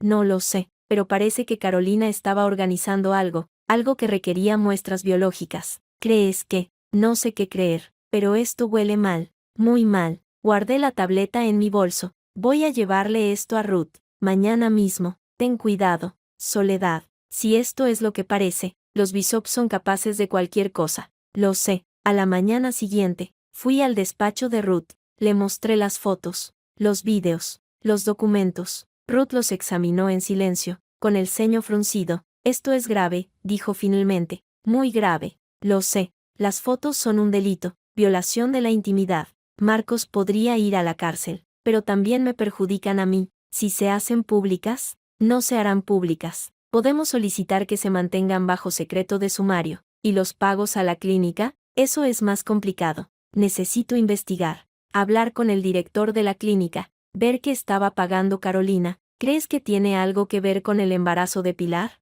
No lo sé, pero es una coincidencia muy sospechosa. ¿Qué hacemos? Por ahora, nada. Guardamos esta información. La usaremos en el momento adecuado. ¿Y si Carolina descubre que tenemos esto? Entonces tendrá que explicar por qué pagaba grandes cantidades de dinero a una clínica de reproducción asistida, y por qué su hijo tenía fotos íntimas de su exmujer. Eso la destruiría. Exacto. Por eso no la usaremos hasta que sea necesario. Pasaron 2 semanas. 2 semanas de silencio. 2 semanas de guardias interminables en urgencias. 2 semanas en las que cada vez que sonaba el teléfono, pensaba que era Ruth con noticias del juicio, hasta que una tarde, mientras atendía a un paciente con una fractura de cadera, recibí un mensaje de Ruth: ven al despacho, ahora, he encontrado algo. Pedí a una compañera que cubriera mi guardia y salí corriendo. Ruth me esperaba en su despacho con una expresión que no supe descifrar. Sobre la mesa, había una carpeta abierta con varios documentos. Siéntate, dijo.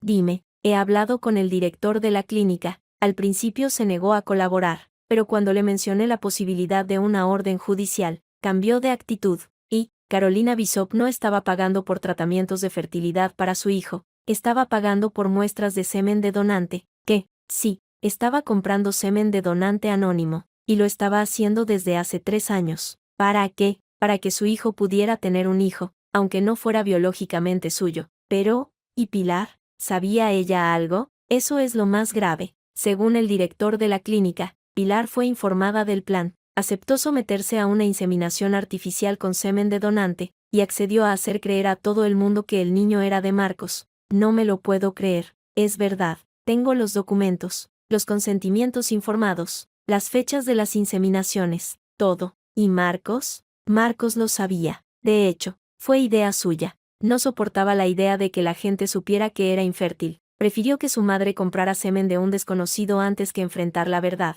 Dios mío, hay más. El donante no era anónimo. Carolina eligió a un donante específico, alguien con características físicas similares a las de Marcos, para que el niño se pareciera a él. ¿Y quién era el donante? El hermano pequeño de Carolina, tu tío político, por así decirlo. ¿El hermano de Carolina? ¿Ese que vive en Valencia? El mismo. Resulta que tiene el mismo grupo sanguíneo que Marcos, y características físicas muy similares. Carolina pensó que era la solución perfecta. Esto es una locura, pero es legal. La inseminación artificial con donante es legal en España. Lo que no es legal es la suplantación de paternidad. Y eso es exactamente lo que han hecho. ¿Qué significa eso para el juicio? Significa que tenemos más pruebas, muchas más. Podemos demostrar que hubo premeditación, engaño, suplantación de identidad. ¿Y el niño? ¿Qué pasará con el niño? Eso lo decidirá otro juez, en un juicio de familia. Pero por ahora, lo que tenemos es suficiente para ganar nuestro caso. Esa noche, no pude dormir,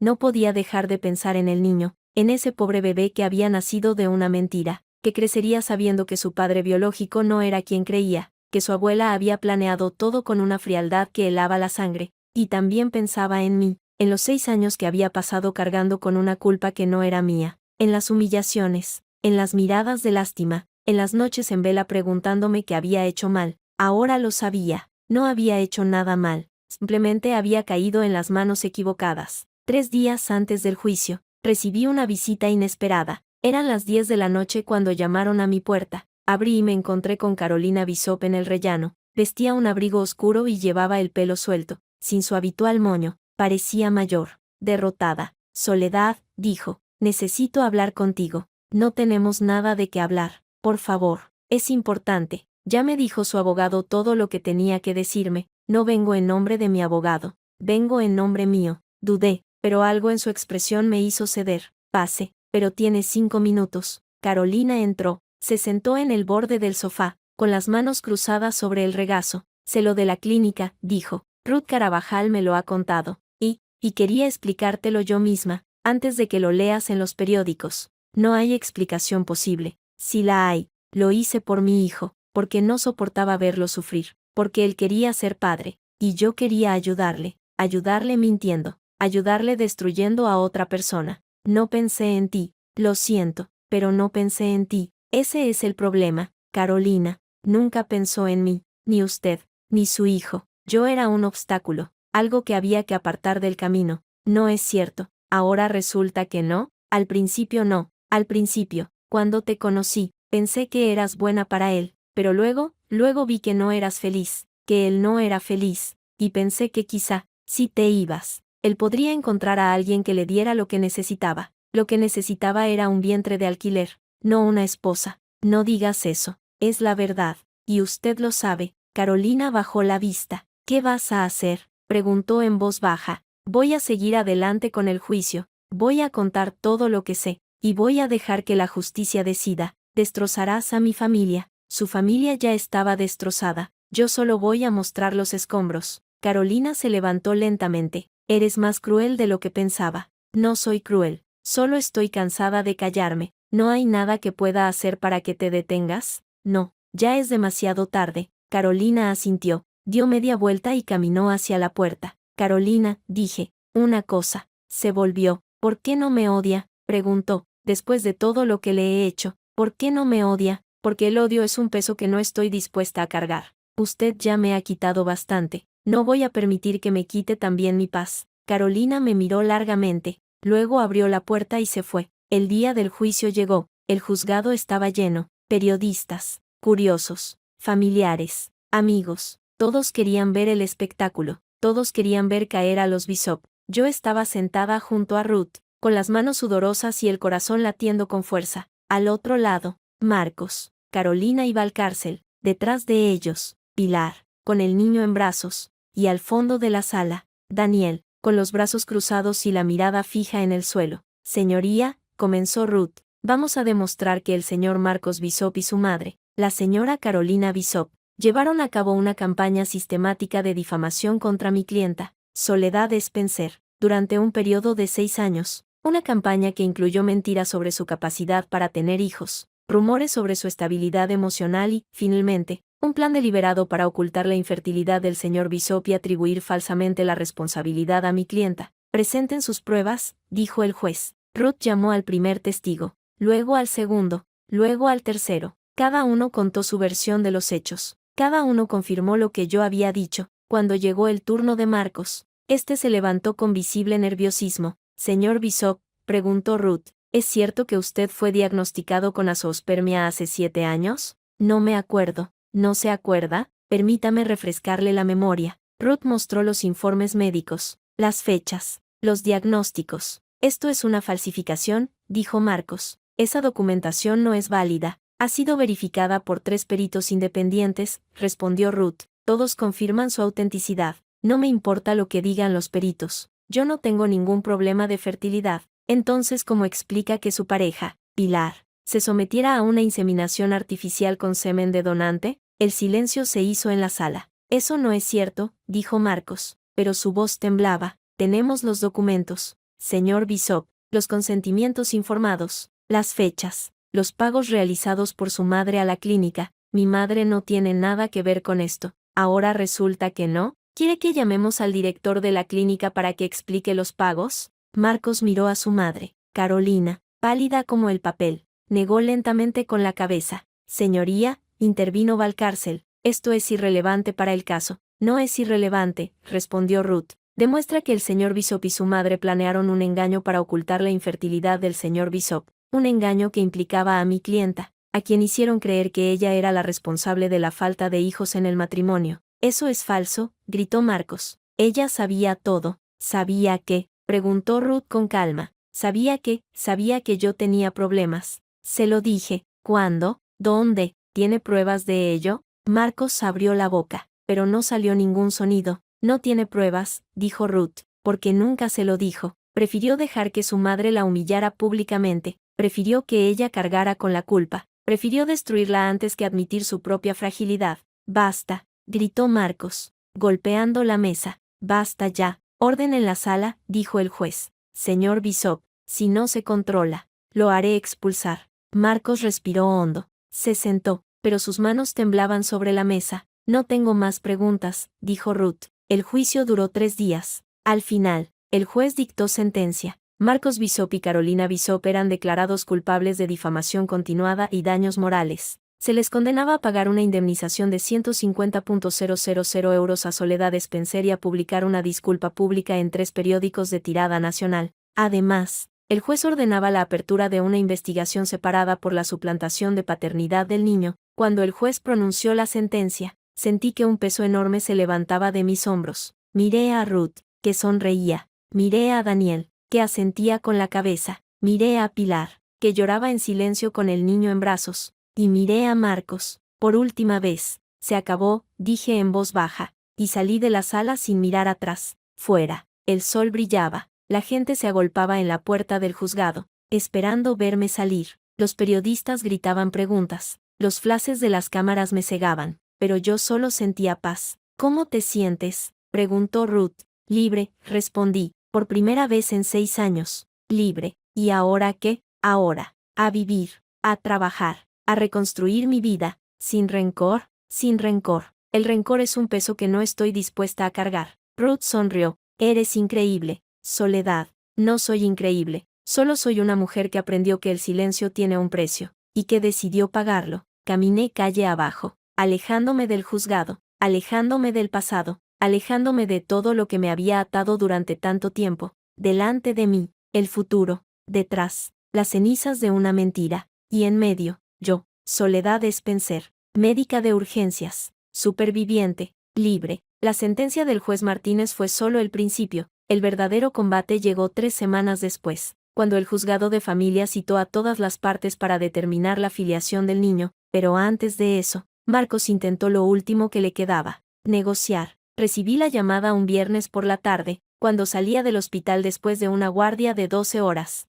Era Valcárcel, su abogado. Señorita Spencer, mi cliente quiere hacerle una propuesta, en privado, sin abogados. No tengo nada que hablar con Marcos, es sobre el niño, y sobre el futuro de todos. Créame, le interesa escuchar. Dudé, pero la curiosidad pudo más que el resentimiento. ¿Dónde y cuándo? Mañana a las 11, en el despacho de mi cliente, en la calle Serrano, a las 11 en punto. Estaba frente al edificio donde Marcos había montado su despacho después de la separación, un bajo comercial en una calle tranquila de Salamanca, con una placa de bronce que rezaba: Bishop Consultoría Financiera. Llamé al timbre. Una secretaria me abrió la puerta y me condujo a una sala de reuniones pequeña, con una mesa de cristal y sillas de diseño. Marcos estaba solo. Vestía un traje gris claro, pero su aspecto era desaliñado, la corbata floja, las ojeras marcadas, el pelo sin peinar. Parecía alguien que llevaba días sin dormir. Gracias por venir, dijo cuando entré.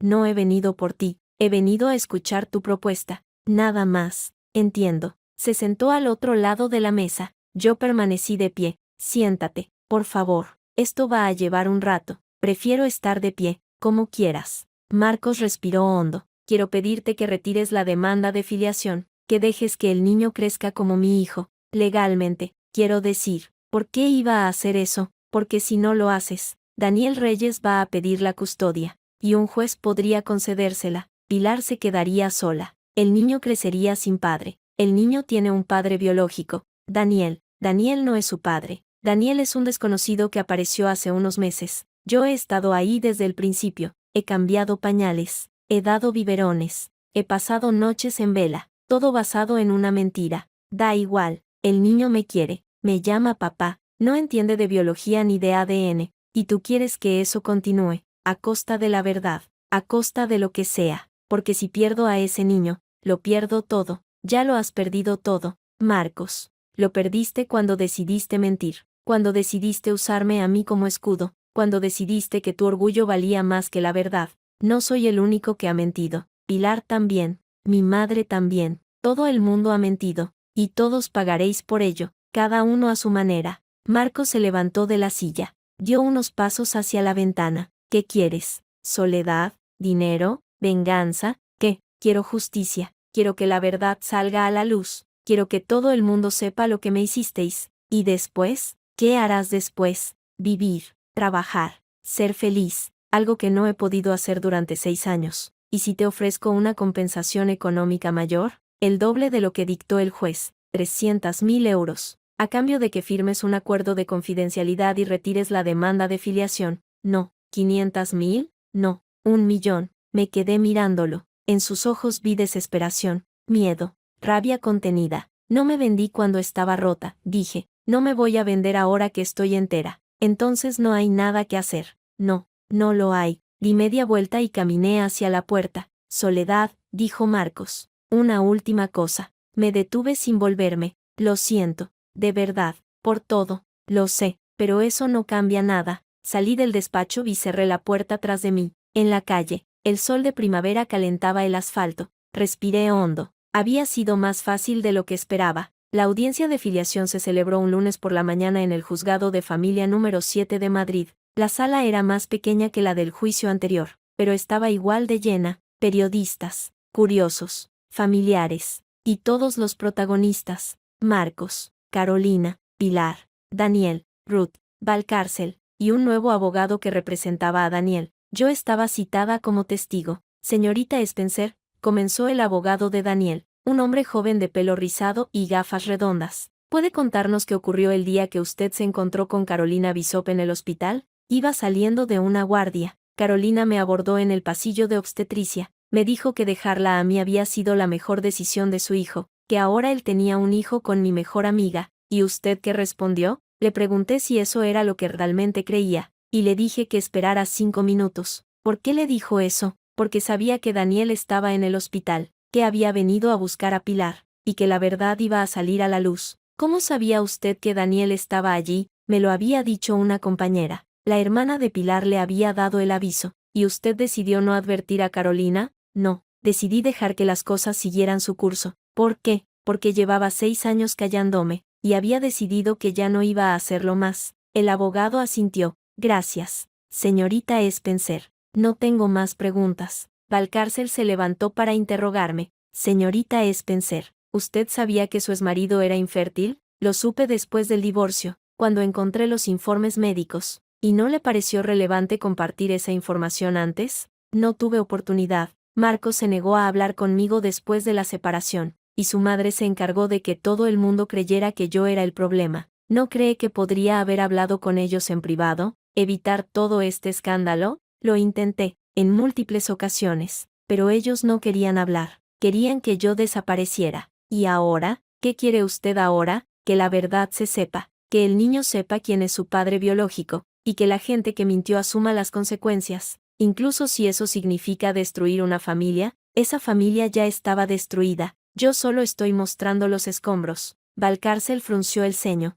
No tengo más preguntas. Luego llamaron a declarar a Carolina. Entró en la sala con paso lento, arrastrando los pies. Vestía de negro otra vez, pero esta vez sin velo. Su rostro estaba demacrado, los ojos hundidos, las manos temblorosas. Señora Bishop, preguntó el abogado de Daniel, ¿es cierto que usted organizó la inseminación artificial de Pilar con semen de donante? Sí. ¿Y qué eligió a su propio hermano como donante? Sí. ¿Por qué? Porque quería que el niño se pareciera a Marcos, para que nadie sospechara. ¿Y qué papel jugó su hijo en todo esto? Marcos. Marcos estaba de acuerdo. Fue idea suya. De hecho, él no soportaba la idea de que la gente supiera que era infértil. ¿Y Pilar? ¿Sabía ella que el donante era su hermano? No. Ella creía que era un donante anónimo. No le dije la verdad hasta después del parto. ¿Cómo reaccionó? Mal. Muy mal. Pero ya era demasiado tarde. El niño había nacido, y ella no podía devolverlo. Gracias, señora Bishop. No tengo más preguntas. Valcárcel se levantó. Señora Bishop, ¿por qué no le contó la verdad a su nuera, a Soledad, desde el principio? ¿Por qué? Porque tenía miedo. Miedo de perder a mi hijo. Miedo de que todo se derrumbara. ¿Y ahora? ¿Todavía tiene miedo? Ahora ya no me queda nada que perder. Carolina rompió a llorar. El juez ordenó un receso de 10 minutos. Cuando reanudamos la sesión, llamaron a declarar a Pilar. Entró con el niño en brazos, un bebé de pocos meses, con una mata de pelo oscuro y los ojos muy abiertos, mirando todo con curiosidad. Pilar lo sostenía con fuerza, como si temiera que alguien se lo arrebatara. Señorita Pilar, preguntó el abogado de Daniel, ¿es cierto que usted mantuvo una relación con Daniel Reyes mientras estaba casada con Marcos Bishop? Sí. ¿Y que cuando se quedó embarazada, no sabía con certeza quién era el padre? Sabía que podía ser de cualquiera de los dos, pero Marcos quería creer que era suyo, y yo quería creerlo también. ¿Por qué? Porque Marcos me prometió una vida estable, una familia, algo que Daniel no podía darme en ese momento. ¿Y cuando descubrió que Marcos era infértil? Carolina me lo dijo después del parto, me explicó todo, la inseminación, el donante, el plan. ¿Cómo se sintió? Engañada, manipulada, pero también cómplice, porque yo había aceptado todo sin preguntar. ¿Y ahora? ¿Qué siente ahora? Que no sé quién es el padre de mi hijo, que no sé qué futuro le espera, que todo es un desastre. Gracias, señorita Pilar. Valcárcel se levantó para interrogarla. Señorita Pilar, ¿usted ama a Marcos? Sí. ¿Y a Daniel? También, de diferente manera. ¿Y a su hijo? Por encima de todo. Entonces, ¿por qué no lucha por mantener a su familia unida? ¿Por qué permite que todo esto se desmorone? Porque ya no puedo sostener la mentira, porque estoy cansada, porque quiero que mi hijo crezca en la verdad,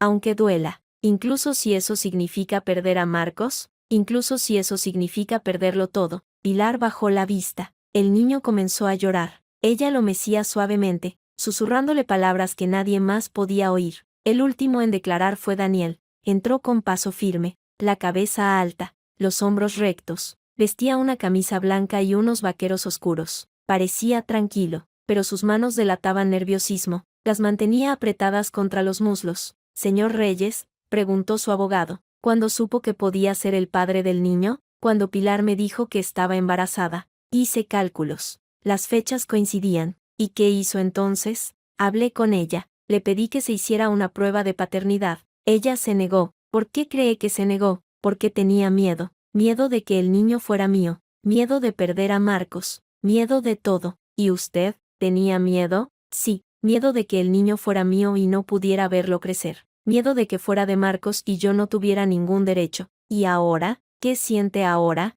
«Que quiero ser parte de la vida de mi hijo, que quiero conocerlo, criarlo, amarlo, incluso si eso significa enfrentarse a Marcos y a Pilar, incluso si eso significa enfrentarme al mundo entero». El abogado asintió. «Gracias, señor Reyes. No tengo más preguntas». Valcárcel se levantó. «Señor Reyes, ¿usted cree que puede ser un buen padre para ese niño?» «Lo intentaré». «¿Con qué recursos? ¿Con qué estabilidad?»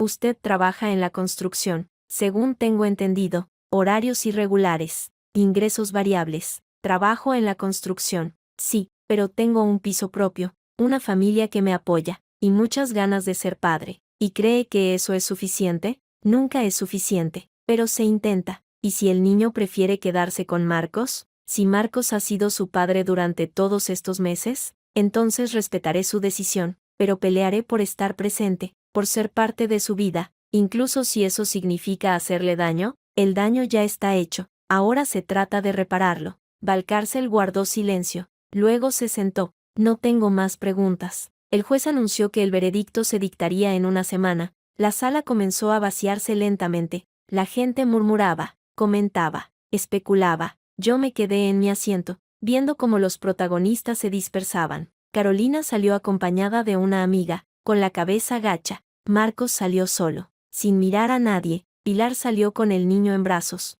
seguida de Daniel, que caminaba a unos pasos de distancia, sin atreverse a acercarse. Ruth se acercó a mí. «¿Cómo estás?» «Cansada, pero bien. Ha ido bien, muy bien». «¿Tú crees?» «El juez ha visto las pruebas, ha escuchado los testimonios. No creo que tenga dudas. Y si las tiene, entonces recurriremos, pero no las tendrá». «Ojalá tengas razón. Siempre la tengo». Sonreí. Ruth tenía esa capacidad de transmitir confianza incluso en los momentos más oscuros. Una semana después, el juez dictó sentencia. Daniel Reyes era declarado padre biológico del niño. Se le concedía la custodia compartida con Pilar, con visitas progresivas para facilitar la adaptación del menor. Marcos Bishop quedaba excluido de cualquier derecho de paternidad, aunque se le permitía solicitar visitas supervisadas si el niño lo solicitaba en el futuro. Además, el juez ordenaba la apertura de una investigación penal contra Carolina Bishop por suplantación de paternidad y falsedad documental. Cuando leí la sentencia, sentí una mezcla de alivio y tristeza. Alivio porque la verdad había salido a la luz. Tristeza porque un niño inocente había quedado atrapado en medio de todo aquello. Pero también sentí algo más. Una extraña sensación de cierre, como si un ciclo se hubiera completado. Como si, por fin, pudiera dejar atrás el pasado y mirar hacia adelante. Esa noche, Daniel me llamó. «Soledad», dijo, y su voz sonaba emocionada. «Lo has conseguido. Lo hemos conseguido, todos. Gracias, por no rendirte, por no callarte. No me des las gracias. Lo hice por mí, pero también lo hice por ese niño. Lo sé, y por eso te estaré eternamente agradecido». «¿Qué vas a hacer ahora?» «Voy a ser padre, a aprender, a equivocarme, a intentarlo. Eso es todo lo que un niño necesita». «¿Y tú? ¿Qué vas a hacer tú?» «Seguir viviendo, trabajar, quizá viajar. No lo sé. Si alguna vez necesitas algo, estoy aquí». «Lo sé, gracias». Colgué. Me quedé mirando el teléfono durante un momento, luego sonreí. Por primera vez en mucho tiempo, el futuro se veía brillante. Pasaron 3 meses desde la sentencia, 3 meses en los que todo cambió. 3 meses en los que cada uno de los protagonistas de esta historia encontró su lugar en el mundo, algunos, para bien, otros, para mal, y yo, Soledad Spencer, médica de urgencias, es mujer de Marcos Bishop, es nuera de Carolina Bishop, es mejor amiga de Pilar. Me encontré a mí misma, pero no fue fácil. Nada de esto fue fácil. La primera vez que vi a Marcos después del juicio fue en el supermercado. Era un sábado por la mañana, de esos en los que el sol entra por los ventanales y la gente camina sin prisa, con carros llenos de verduras y sonrisas de fin de semana. Yo estaba en la sección de lácteos, eligiendo un yogur. Cuando levanté la vista y lo vi, estaba al otro lado del pasillo, con una cesta en la mano y el pelo más largo de lo que recordaba. Llevaba una camiseta vieja y unos vaqueros desgastados. Parecía más delgado, más cansado, más pequeño. Nuestras miradas se cruzaron. Durante un instante, ninguno de los dos se movió. Luego, él dio un paso hacia mí. Soledad, dijo, y su voz sonó diferente, más suave, más humilde. Marcos, no esperaba verte aquí. Yo tampoco esperaba verte. Se quedó en silencio, mirando el suelo, como si buscara las palabras adecuadas. Me voy de Madrid, dijo finalmente. Me han ofrecido un trabajo en Bilbao, en una oficina pequeña, nada importante, pero suficiente para empezar de cero. Me alegro por ti, de verdad, sí, de verdad. Mereces una segunda oportunidad. No sé si la merezco, pero la voy a intentar. Eso es lo único que importa. Marcos asintió, metió las manos en los bolsillos. Soledad, quería pedirte perdón, otra vez, pero esta vez en persona. Ya me pediste perdón, lo sé, pero no fue suficiente. Nada de lo que hagas será suficiente, pero necesito que sepas que lo siento, que cada día me despierto pensando en todo el daño que te hice, y que no hay noche que no me duerma deseando poder volver atrás y hacer las cosas de otra manera. El pasado no se puede cambiar, Marcos, pero el futuro sí, lo sé, y por eso me voy, para intentar ser mejor persona, para no volver a hacer daño a nadie. Espero que lo consigas. Gracias. Se dio la vuelta y caminó hacia la caja. Yo me quedé mirándolo hasta que desapareció entre los estantes. Luego cogí mi yogur y seguí con mi compra. No sentí rabia, no sentí tristeza, solo una extraña paz, como si al verlo marcharse, una parte de mí también se despidiera de todo aquello. Carolina Bishop no corrió la misma suerte. La investigación penal por suplantación de paternidad y falsedad documental avanzó rápidamente. El juez instructor encontró pruebas suficientes para procesarla. Su abogado intentó un acuerdo, pero la fiscalía se negó. El caso era demasiado grave. La noticia apareció en todos los periódicos. La matriarca de los Bishop, procesada por falsificar la paternidad de su nieto, Carolina Bishop, la suegra que compró un donante de semen para su hijo. El escándalo de la familia Bishop sacude la alta sociedad madrileña. Las mujeres de la iglesia, aquellas que durante años la habían seguido y aplaudido, le dieron la espalda. El sacerdote de la parroquia de Santa María, donde Carolina había sido feligresa durante 30 años, le pidió que no volviera a misa hasta que el caso se resolviera. Sus amigas de la High Society, las mismas que habían compartido con ella tardes de té y críticas hacia mí, borraron su número de teléfono. Carolina se quedó sola. Una tarde, recibí una carta suya. Era breve, escrita con una letra temblorosa que apenas reconocí. Soledad, sé que no tengo derecho a pedirte nada, pero quería decirte que entiendo por qué lo hiciste, que entiendo que todo esto es culpa mía, que si no hubiera sido tan orgullosa, tan manipuladora, tan ciega, nada de esto habría pasado. He perdido todo, mi familia, mi posición, mi reputación, pero lo peor de todo es que he perdido la oportunidad de conocer a mi nieto, porque el juez ha dictado que no puedo acercarme a él hasta que el caso se resuelva. No te pido que me perdones, no te pido que sientas lástima por mí, solo te pido que, cuando pienses en mí, recuerdes que también soy humana, que también me equivoco, que también sufro. Carolina. Leí la carta 3 veces, luego la guardé en un cajón, junto a la carta de Marcos. No sabía si algún día la respondería, pero por el momento, prefería dejar el pasado donde estaba. Pilar y Daniel vivieron su propia batalla. La custodia compartida fue complicada al principio.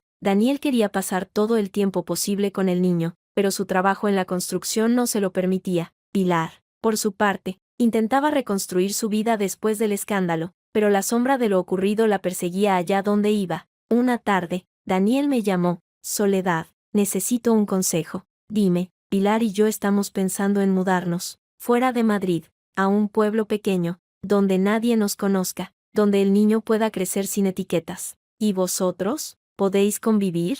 No lo sé, pero lo estamos intentando, por el niño. Eso es lo importante. ¿Crees que estamos haciendo lo correcto? No lo sé, Daniel, pero si lo hacéis con amor, con honestidad, con ganas de hacerlo bien, seguro que sale mejor que quedarse donde todo duele. Gracias. De nada, colgué, y pensé en ellos, en ese niño que crecería sabiendo la verdad, pero también sabiendo que sus padres, a pesar de todo, habían intentado hacer lo mejor para él. El día que volví al hospital como jefa del servicio de urgencias fue un día de lluvia. Llovía sobre Madrid, como si el cielo quisiera limpiar la ciudad de todo lo ocurrido. Yo llegué temprano, con el uniforme nuevo y el corazón latiendo con fuerza. La recepcionista me sonrió al verme entrar. La enfermera jefe me dio un abrazo. Bienvenida, jefa, dijo. Gracias, pero todavía no me acostumbro al título. Te acostumbrarás. Subí a la cuarta planta, donde me esperaba el equipo de urgencias. Todos estaban reunidos en la sala de reuniones, con una tarta y un ramo de flores sobre la mesa. Sorpresa,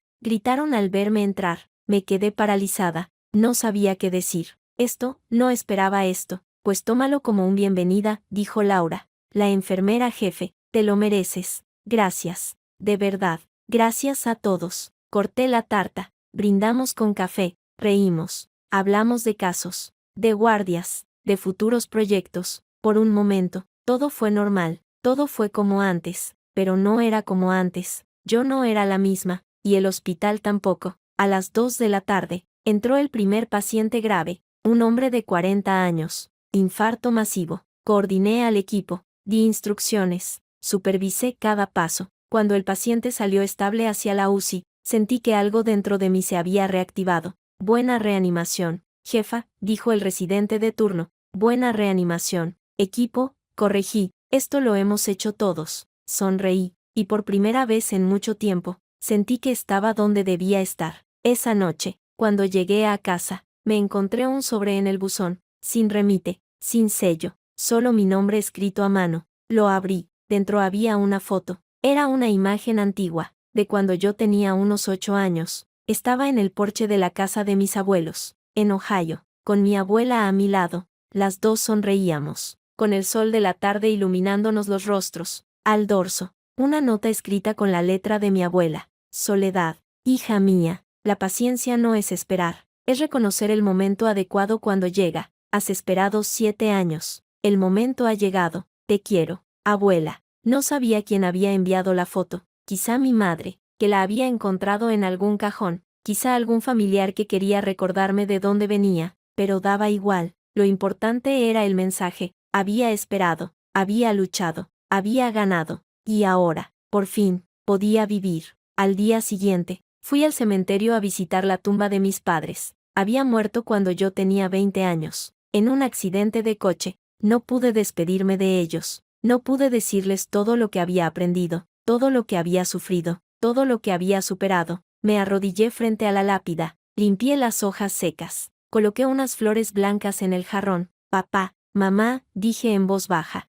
he vuelto, y he traído algo conmigo. Saqué el reloj de mi abuela, el mismo que ella me había regalado cuando cumplí 18 años, el mismo que había guardado durante todo este tiempo, esperando el momento adecuado para usarlo. Me lo puse en la muñeca. El metal estaba frío contra mi piel, pero pronto se calentó. Ya no tengo miedo, dije, ya no cargo con la culpa de otros, ya no soy la mujer que calla. Me levanté, el sol brillaba entre las nubes, iluminando el cementerio con una luz dorada. Soy Soledad Spencer, médica de urgencias, hija vuestra, y por fin, completamente mía. Los días siguientes fueron tranquilos. Volví a las guardias, a los pacientes, a las noches en vela, pero ya no era un refugio, como antes. Era un propósito, una vocación, algo que había elegido y que disfrutaba. Una tarde, mientras tomaba café en la sala de descanso, Laura se sentó a mi lado. ¿Cómo estás?, preguntó. Bien, mejor que bien.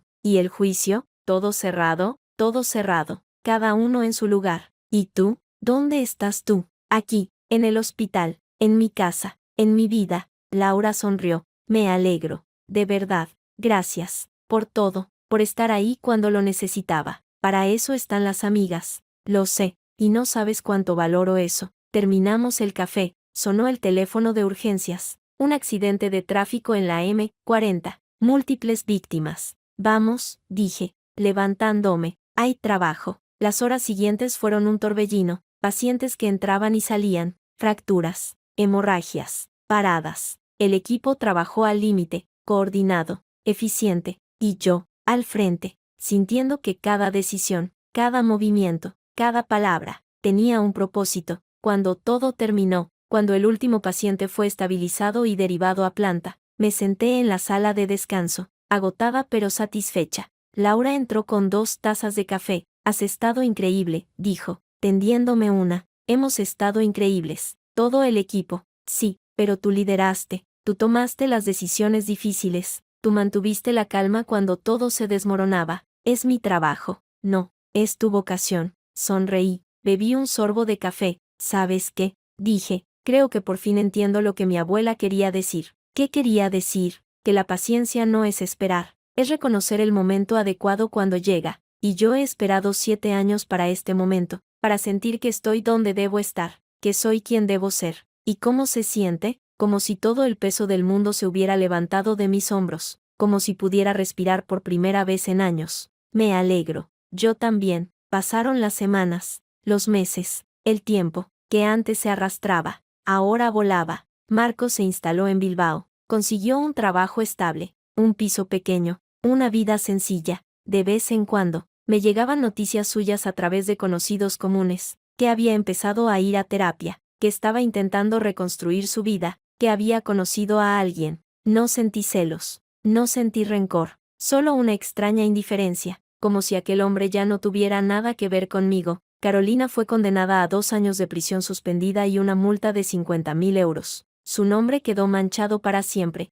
Las mujeres de la iglesia, aquellas que la habían seguido y aplaudido, la borraron de sus agendas. El sacerdote de Santa María le prohibió la entrada a la parroquia. Sus amigas de la High Society, las mismas que habían compartido con ella tardes de té y críticas hacia mí, la dejaron de lado. Carolina se quedó sola, en su casa de Pozuelo, con las cortinas cerradas y el teléfono mudo. Pilar y Daniel se mudaron a un pueblo de Ávila. Compraron una casa pequeña con un jardín donde el niño podía jugar. Daniel encontró trabajo en una obra cercana. Pilar abrió una tienda de artesanía. Vivían con lo justo, pero vivían. Y el niño, ajeno a todo el escándalo que había rodeado su nacimiento, crecía sano, feliz, querido. De vez en cuando, Daniel me enviaba fotos. El niño en el parque, el niño con su primer diente, el niño dando sus primeros pasos. Y yo las miraba con una sonrisa, sintiendo que, de alguna manera, todo había valido la pena. Un año después del juicio, recibí una carta de Marcos. Era un sobre blanco,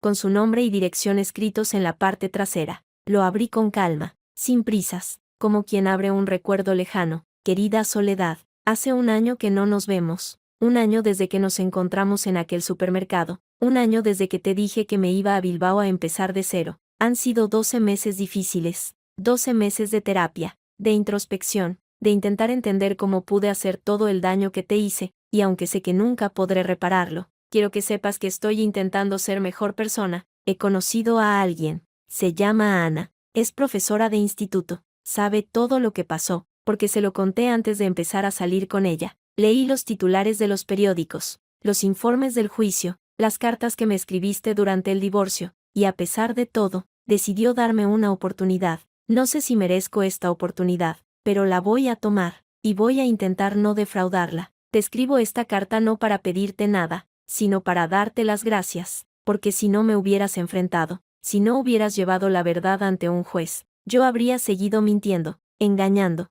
hiriendo, me habría quedado atrapado en mi propia mentira para siempre. Gracias por tener el valor que a mí me faltó. Cuídate, Marcos. Leí la carta 2 veces, luego la guardé en el cajón, junto a las otras. No sentí rabia, no sentí tristeza, solo una extraña paz, como si al leer aquellas palabras, un ciclo se cerrara definitivamente. Esa noche, cené con Laura y otros compañeros del hospital. Hablamos de todo y de nada, reímos, brindamos, disfrutamos. Cuando llegué a casa, ya era tarde, me senté en el sofá, con una copa de vino, y miré el reloj de mi abuela en mi muñeca. Abuela, dije en voz baja, lo has conseguido, he llegado hasta aquí. El reloj marcaba las 12 de la noche, un nuevo día comenzaba, y yo, Soledad Spencer, médica de urgencias, superviviente, mujer libre, estaba lista para vivirlo. A la mañana siguiente, cuando entré en el hospital, todo era normal.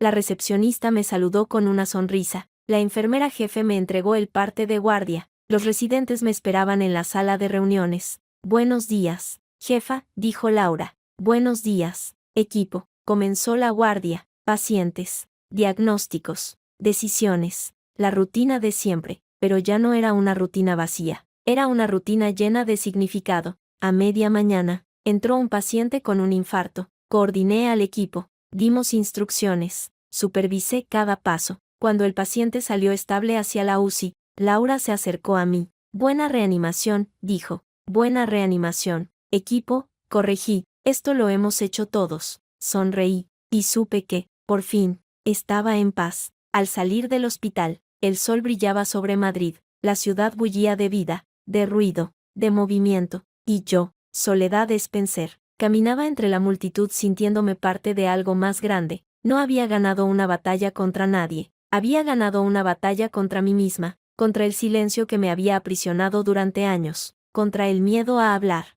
a enfrentar, a hacer, y al final, lo único que importaba era eso, que había aprendido a ser libre. Una semana después, recibí una invitación para la fiesta de cumpleaños del hijo de Pilar y Daniel. 1 año, el niño cumplía 1 año. Dudé si ir, pero al final, decidí que sí, no por ellos, por mí, para cerrar el círculo. La fiesta se celebró en el jardín de su casa de Ávila. Había globos de colores, una tarta con forma de oso, niños correteando por el césped. Pilar y Daniel me recibieron con una sonrisa tímida, sin saber muy bien qué decir. Gracias por venir, dijo Pilar. Gracias por invitarme. Pasa, siéntete como en casa. Entré, saludé a los invitados. Algunos me conocían, otros no, pero todos me trataron con naturalidad, como si fuera una más. El niño, el pequeño Mateo, gateaba por el césped con una sonrisa enorme. Cuando me vio, se detuvo y me miró con sus grandes ojos oscuros. Luego extendió los brazos, pidiendo que lo cogiera. ¿Quiere que lo tengas?, dijo Daniel, sorprendido. ¿Seguro? Seguro. No suele hacer eso con desconocidos. Lo cogí en brazos. Pesaba poco, pero su presencia era enorme. Me miró fijamente, como si intentara comprenderme. Luego sonrió y apoyó la cabeza en mi hombro. Sentí algo que no había sentido en mucho tiempo. Una calma profunda, una conexión, como si aquel niño, ajeno a todo el dolor que había rodeado su nacimiento, me dijera que todo estaba bien. Es especial, dijo Pilar, acercándose. Todos los niños lo son, pero este lo es más, porque nació de una mentira, pero está creciendo en la verdad. Eso es lo que importa. Gracias, Soledad, por todo. No me des las gracias. Hice lo que tenía que hacer. Lo sé, pero gracias de todas formas. Mateo se movió en mis brazos, buscando una posición más cómoda. Lo acomodé contra mi pecho y sentí su respiración tranquila, rítmica, como un latido constante. ¿Quieres tener hijos algún día?, preguntó Pilar.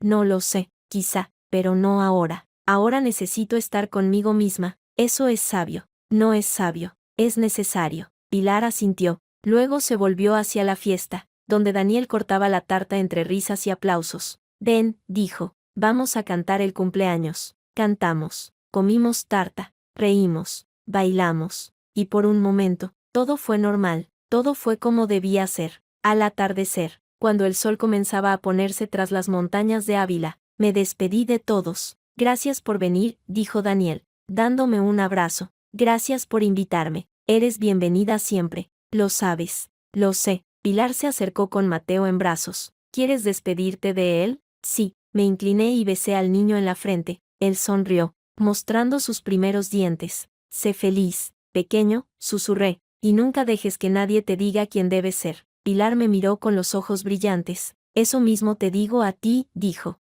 Gracias. De nada. Caminé hacia el coche. El aire de la tarde olía a tierra mojada y a hierba recién cortada. El cielo se teñía de naranja y rosa, como un cuadro pintado a mano. Me senté al volante, encendí el motor, y antes de arrancar, miré el reloj de mi abuela en mi muñeca. Abuela, dije en voz baja, lo he conseguido, estoy en paz. El reloj marcaba las 8 de la tarde, la hora perfecta para comenzar de nuevo. Arranqué el coche y tomé la carretera de vuelta a Madrid. Las luces del pueblo se desvanecían en el retrovisor, como un sueño del que uno despierta lentamente. Delante de mí, la ciudad, El hospital, mi vida, detrás, el pasado, las mentiras, el dolor, y en medio, yo, Soledad Spencer, médica de urgencias, mujer libre, dueña de mi destino. Llegué a casa cuando ya era de noche. Madrid brillaba con sus luces de neón y sus farolas amarillas. Subí las escaleras hasta mi piso, abrí la puerta,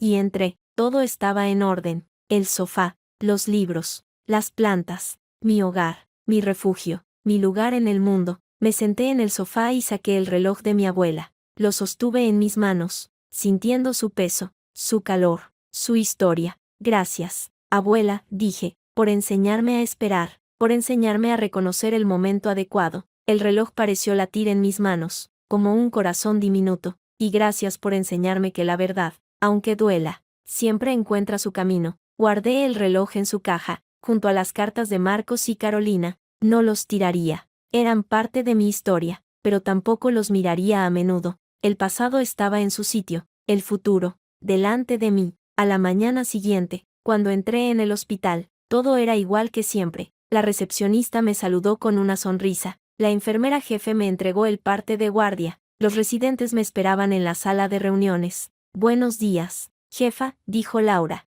Buenos días, equipo. Comenzó la guardia. Pacientes, diagnósticos, decisiones, la rutina de siempre, pero ya no era una rutina vacía. Era una rutina llena de significado. A media mañana, entró un paciente con una parada cardiorrespiratoria. Coordiné al equipo, dimos instrucciones, supervisé cada paso. Cuando el paciente salió estable hacia la UCI, Laura se acercó a mí. Buena reanimación, dijo. Buena reanimación. Equipo, corregí, esto lo hemos hecho todos. Sonreí, y supe que, por fin, estaba completa. Esa noche, antes de dormir, escribí una carta, no para nadie en particular, para mí, para recordar. Querida Soledad, has recorrido un largo camino, has llorado, has sufrido, has dudado, pero también has luchado, has ganado, has crecido, has aprendido que el silencio tiene un precio, que callar no protege, sino que aprisiona, que la verdad, por dura que sea, siempre es mejor que la mentira más dulce. Has aprendido que el perdón no es para los demás, sino para ti misma, que soltar el rencor no es debilidad, sino fortaleza, que seguir adelante no significa olvidar, sino recordar sin dolor, y has aprendido, sobre todo, que eres suficiente, que no necesitas a nadie para sentirte completa, que tu valor no depende de lo que otros piensen o digan de ti. Eres Soledad Spencer, médica de urgencias, hija de nadie y de todos, mujer libre, y esta es tu vida, tu única vida, vívela, con cariño, tú misma. Doblé la carta y la guardé en el cajón de la mesilla, apagué la luz, cerré los ojos, y por primera vez en 7 años, dormí profundamente, sin pesadillas, sin miedos, sin sombras del pasado. A la mañana siguiente, el sol entró por la ventana, me desperté con una sonrisa, me vestí, tomé un café, salí a la calle. Madrid me recibió con su bullicio habitual, gentes que iban y venían, coches que pitaban, niños que reían. La vida continuaba, indiferente a mis dramas personales, pero yo ya no era indiferente, yo era parte de esa vida, parte de ese bullicio, parte de todo. Caminé hacia el hospital con paso firme, el reloj de mi abuela marcaba el ritmo de mis pasos, tic-tac, como un latido constante. Buenos días, jefa, dijo Laura al verme entrar. Buenos días, Laura. Buenos días, equipo. Comenzó la guardia, y yo, Soledad Spencer, médica de urgencias, superviviente, mujer libre, estaba lista para vivir, por fin, completamente, mía.